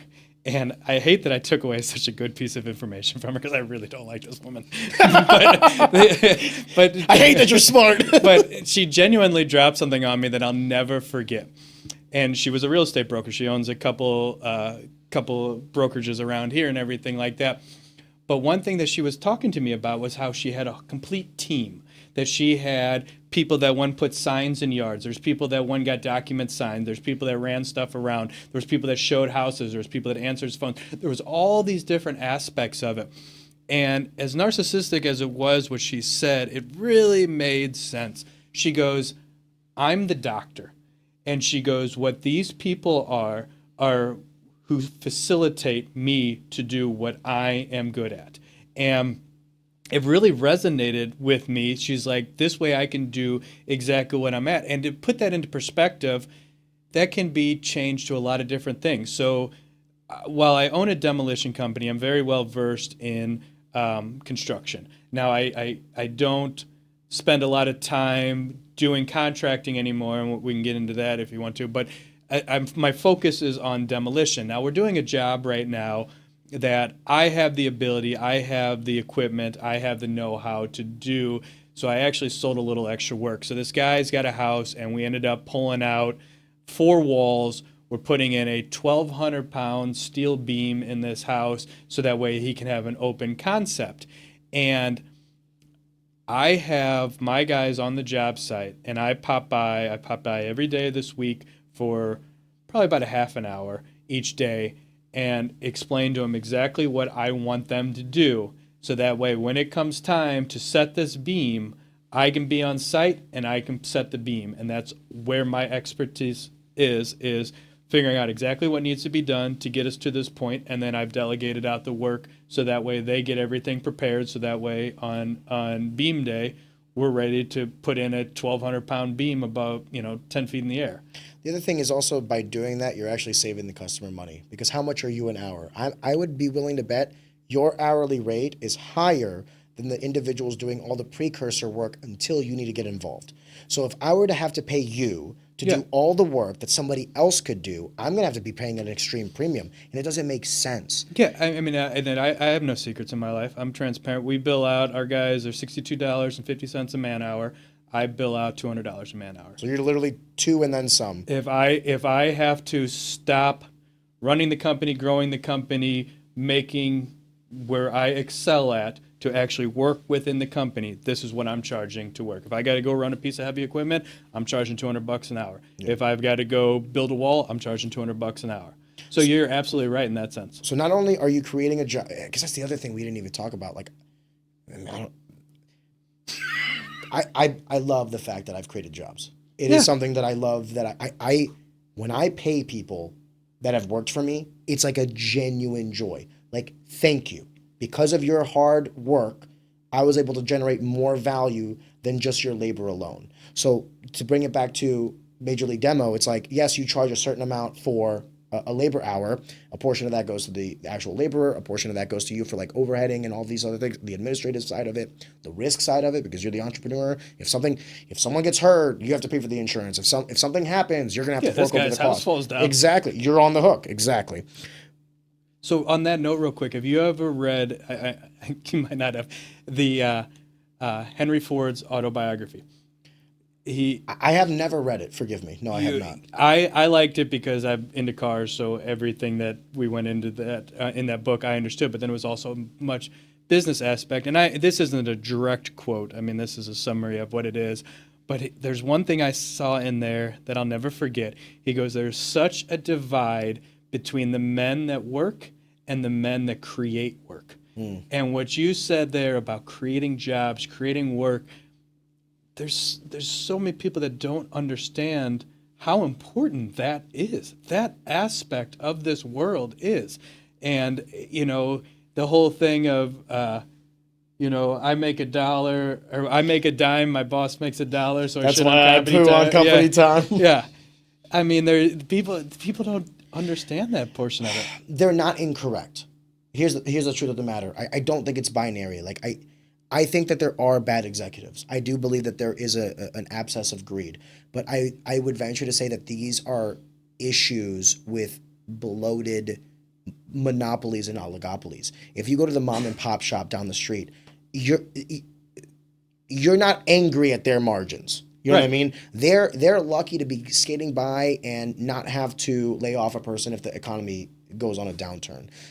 If they can get to the point where they're now, business is booming, we're on the growth trajectory, maybe we can hire a new person. Hey, you got a buddy? I'll hire him as well. You can expand the team. And here's the thing, man. If Facebook says that they increase their labor pool by 5%, that could be the tune of like 10,000 jobs. But that's 10,000 jobs globally. Yeah. If your local mom and pop spot goes from 3 employees to 4 employees, they just increased their labor pool by 33%, and the chances of you knowing that individual is vastly greater. Yeah.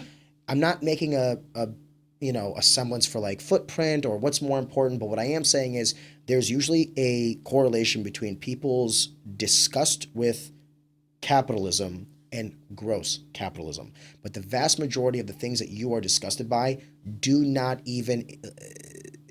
they don't even factor in to the local businesses. And this is where I was going with this part of the conversation was there used to be a time in American history where the majority of the employers were small businesses.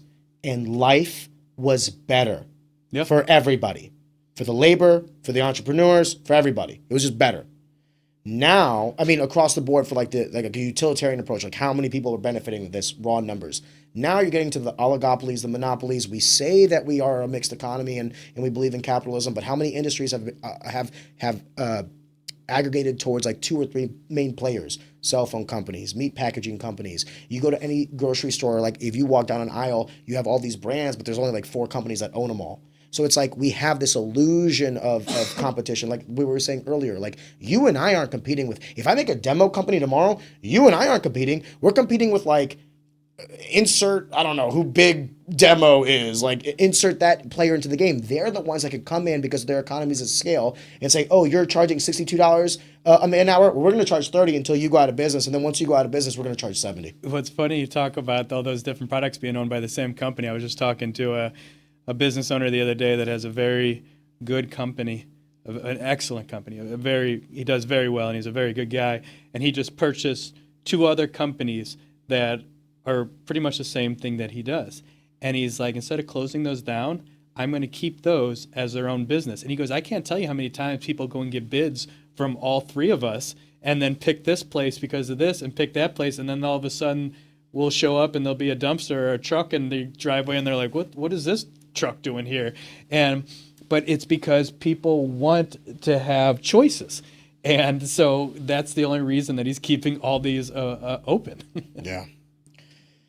I don't know. I don't have the answers for all of these things.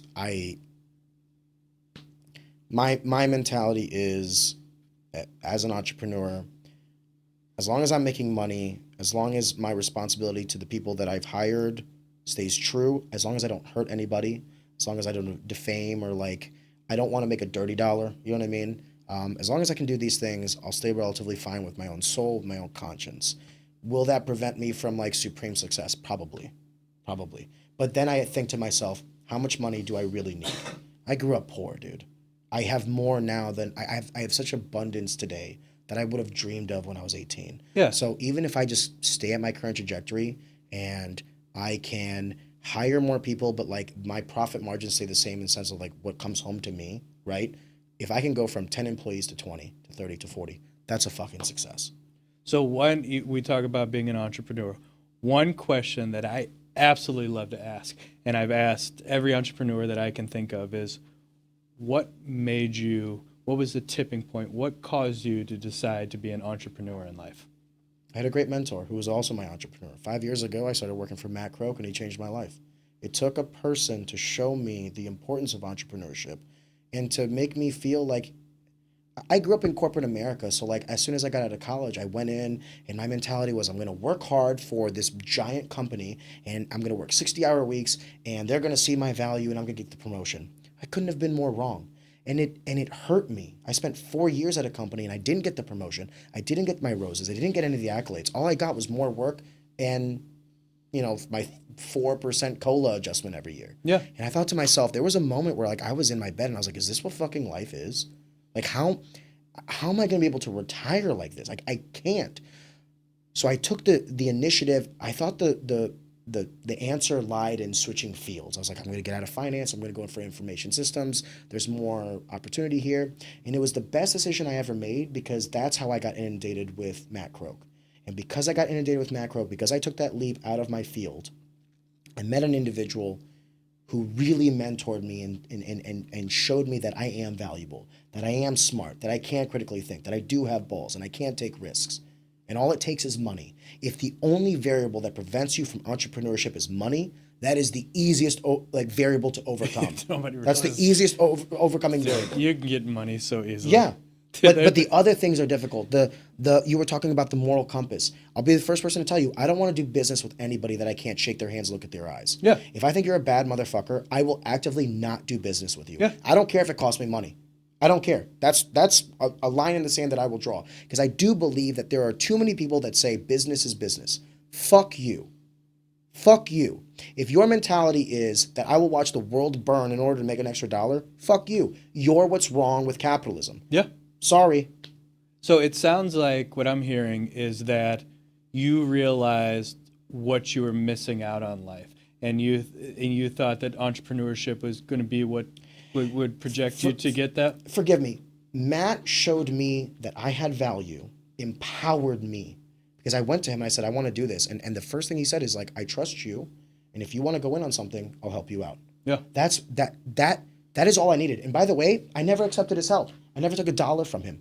But when he said that he would be willing to finance my venture, it gave me that extra confidence. I was like, holy shit, if this guy who I think is so smart and has a company with like all these employees and has literally changed lives, if he's willing to back me, why can't I back me? So what did I do? I took that risk. I took the loan, started the first business, never looked back. And the only regret I really have more than anything is not how long it took. It's not like, the process that had to happen in order for me to get to that position in my life. The only regret I ever had was that I allowed someone to think that I was lesser. That made me think that I was lesser. I worked at a place and I gave them such power over me to make me feel stupid, lazy, that I didn't deserve it. I shouldn't say this. You should. I make more money now than any of the motherfuckers I worked for. All those guys that looked at a 24, 25-year-old me and thought less of me and they thought that I was like, just some knucklehead and all this other stuff. Fuck you. Fuck you.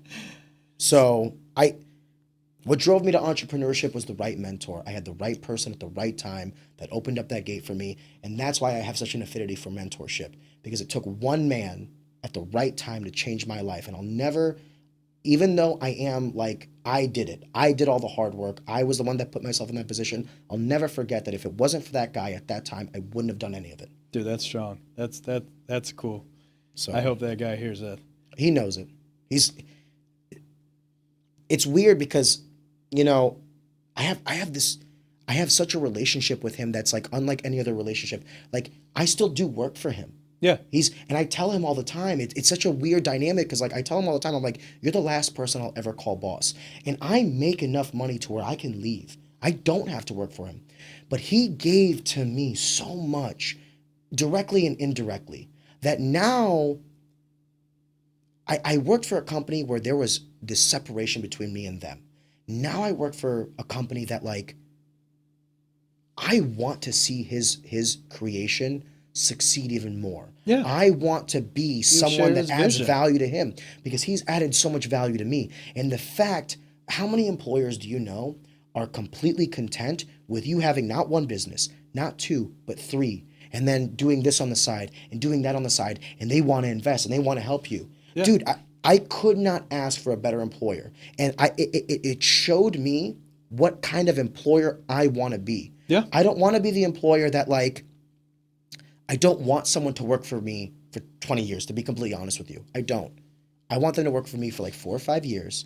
I want to mentor them. I want to grow them. I want to facilitate them. And then I want them to go do their own thing. I expect everybody that gets their real estate license and come and work for me to work for me for 2 years and then get their because you have to be 2 years in as a real estate agent in the state of Missouri in order to get your broker's license. And then you can get your broker's license and go work for yourself and have other people work for you. And that's what I expect. That's what I did, and that's what I expect. But it's so interesting because my story's different. My story is it got all taken away from me. And so I'd always had side hustles. I'd always done shit on the side and everything like that. But it was my early 20s. I bought my first house when I was 20 years old. I fixed it up. I ended up selling it, and I made some decent money off of it. I'm like, oh, fuck. So then How old were you when you made that first? I sold it when I was 21. 21, sorry. So at 21, I sold my first house, and I was actually going to move out west and build a house out west. And ultimately, a lot of things happened, and I chose to buy another house in Afton. So I bought another house in Afton. I moved into my dad's basement. It was my dad and my ex-wife, which at the time was my fiance. I moved into his basement, and we purchased a new home. We're in the middle of rehabbing it. We were actively trying to have kids. We were engaged to get married. We were going to start this whole wonderful thing. I had a job as a welder and metal fabricator. I absolutely loved the job, but I was a young punk, and I didn't realize how important that job was to me. And this is circa 2008, and we had the Great Recession. And for this company, what was happening was we would, on the low end, we built awnings. So anytime that you go to a restaurant that has an awning or a windbreak room or a covered patio, or I built all the awnings that are on Busch Stadium. But on the high end, we built displays and exhibits for trade shows and conventions. It was all custom, one-off stuff. It was the coolest fucking, most creative outlet I've ever had in my life. I loved every minute of it. Well, these companies would use their displays one time and they get rid of them. Well, when we had the Great Recession, all of a sudden they're like, oh, we're going to start using these things over and over. We had less work. It was a snowball effect. And eventually, one day, I got called into the office, and I'd worked for this company for probably about 3 years, and I got fired, laid off, whatever you want to call it.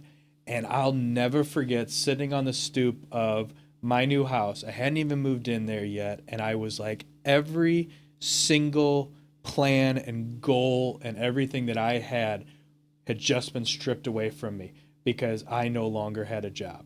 Somebody had that much power over me, and I never, ever wanted to feel that way again. And from that moment on, I decided that if I don't get paid on Friday, it's my own fault. And that was 18 years ago, and that was the last time I had a real job. That's powerful, that you didn't want anybody to have that kind of power over you. I didn't think about it that way, but you're absolutely right. Matt doesn't have power over me. He amplifies me. If he were to fire me tomorrow, would it suck? Yeah. I would miss the camaraderie. I'd admit, but if he had to do it, I would be fine. Yeah. And that's, when I think about it now, the reason why I think we have such a great chemistry, him and I, and why we have such a great relationship is because we genuinely have mutual respect. Yeah. Like, I look to him as my leader, as my boss, but I also look to him as like a mentor and a friend because I am afforded the luxury of being close to him because I don't need him. Yeah. Not the way other people do. I never thought of it that way. He has power over me exclusively with how much I admire him. He doesn't have that power over you. Well, I give it to him willingly. Well, I admire this man. man. You have other ventures now. Correct. So he doesn't have power over me financially. He can't strip you of that. And I think that's one thing right now. Like the what's the movie where the guy stops giving a fuck at work and he gets promoted? Office Space. Office Space. Yeah. Like there's a lot of days that I'm like, I think I want to go to a job interview just because I don't fucking need it, and I guarantee I would get that job just because of that. And I think that's a powerful thing right there. I want to be careful how much I say. There's been a direct correlation between my upward mobility in a company. I worked at one place for 4 years and never got one promotion. I worked one place for 5 years and I've gotten 4. Yeah. I'm averaging a promotion every year at this point almost. And there's a direct correlation between my financial security, my financial freedom, and my confidence in my ability to carry on and keep going. I went from finance to information systems, a highly technical field, to now I'm going into sales, completely unrelated. Yeah. You're there because you want to be there, not because you have to be there. I work for him exclusively because I admire him and I want to work for him. Yeah. He'll be the last person I call boss. And when the time comes that he sells the company or, God forbid, he passes away or whatever that happens, he will be the last person that I ever become employed to. Yeah. And then after that day, I will only exclusively be an employer. And he is a big reason for that. And I hate that had to happen to you, but I love that happened to you and that you realize that because that is so empowering. And we were talking earlier about like the difference between, the person in the factory and the person who creates the factory, like creates the jobs, right? I don't think that everybody has the variables to be an entrepreneur, and that is okay. There is nothing wrong with being the person who works at a company for 30 years, getting the 401k and retiring like that. But if you're a laborer and you feel this disdain for corporate America, if you feel like you're not adequately compensated or respected or whatever it is, I'm telling you, deep down in my soul, because I know this, chances are it's because you work for a big company where you get lost in the numbers. And that there's a correlation between lost, empty people and the masses. So, I hope that my employees feel this, and I genuinely do, but I want them to work for me. I want to better their lives. I want them to succeed. I want to succeed, and I want them to be right next to me succeeding. And the more that I succeed, the more that they succeed. And I don't want them to work for me because they're like, oh, I got to fucking pay bills. I have to have a job. Employees, yeah. I don't want that. And, I do my best, and I hope I do a good job at this, is trying to better the guys' lives, enrich their lives, give them everything that they can have so that way they can be successful in their own lives and want to come to work, want to be part of what I'm creating. There's a correlation between empathy and proximity. And the reason I say that is I understand why corporate America is the way it is.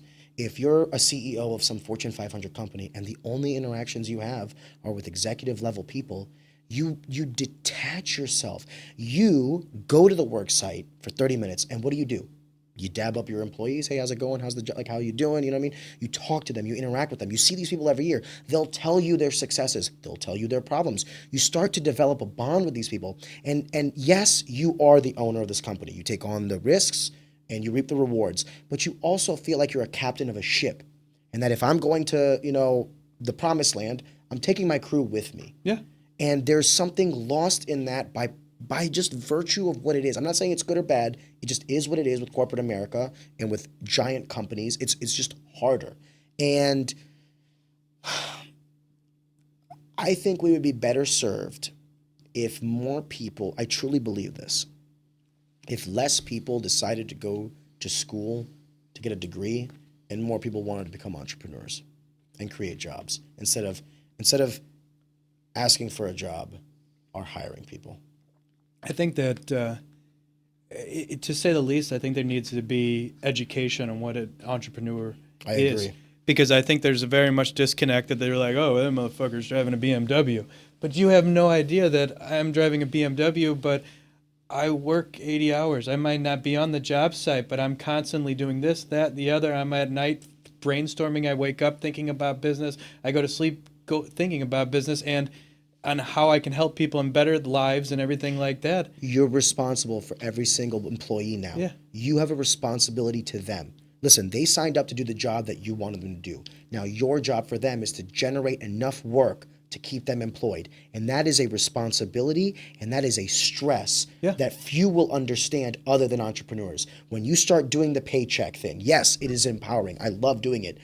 And every paycheck I give out, I think to myself, I need to generate revenue now because this guy's going to want that again. And I want to give it to him again, but I need to create something that offers enough value to generate this revenue over and over and over again. And people, what they miss is that I can't tell you how many times, and things have changed now, and things are getting a lot better, and we've reached a tipping point within the company, which I'm very happy about, but I can't tell you how many times I've gone to work, myself, physically, and worked my dick off in order to pay these guys. Not to put a penny in my pocket, to pay these guys and make sure that I had payroll on Friday for these guys. And there's a lot of people that don't realize what their bosses are actually doing for them.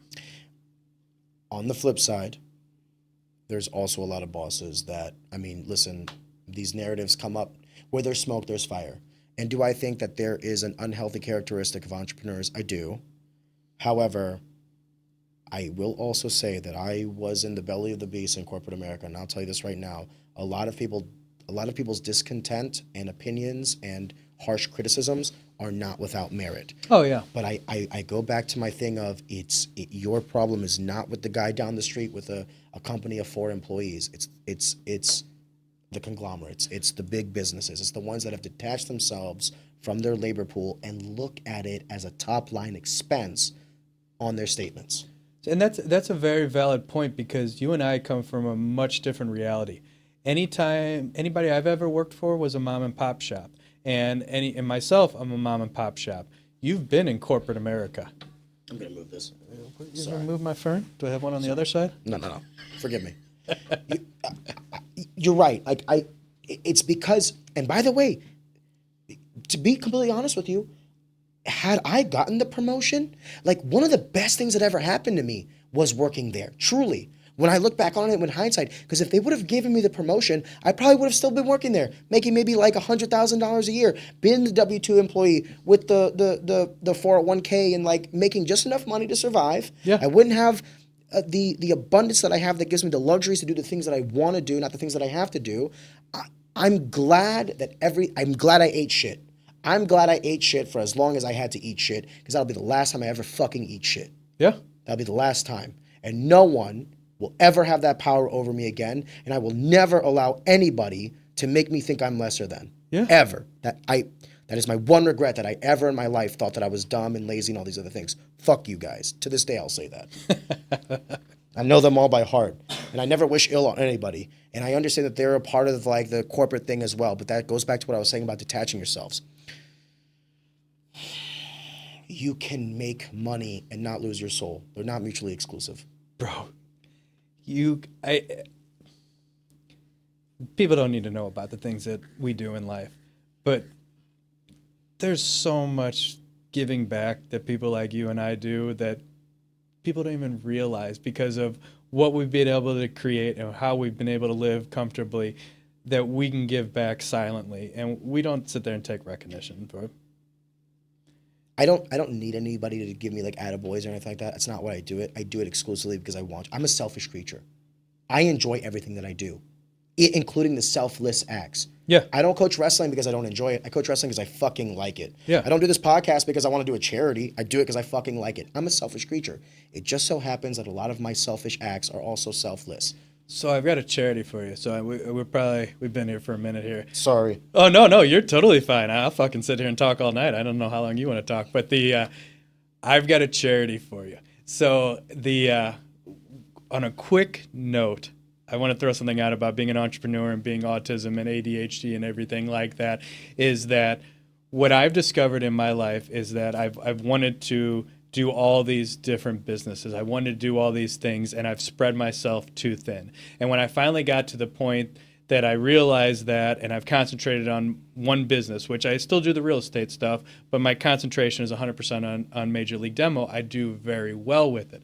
Now, on the flip side, you got somebody like Elon Musk, which is what I would love to be where he's at in his life. So there's visionaries and there's integrators. And a visionary is somebody that comes up with ideas, how to create things, how to fix things, how to do things. And then there's integrators, the people that actually make it happen. So like we talked about the doctor before and all the people getting ready, or my guys getting everything ready so I can come in and do all my stuff.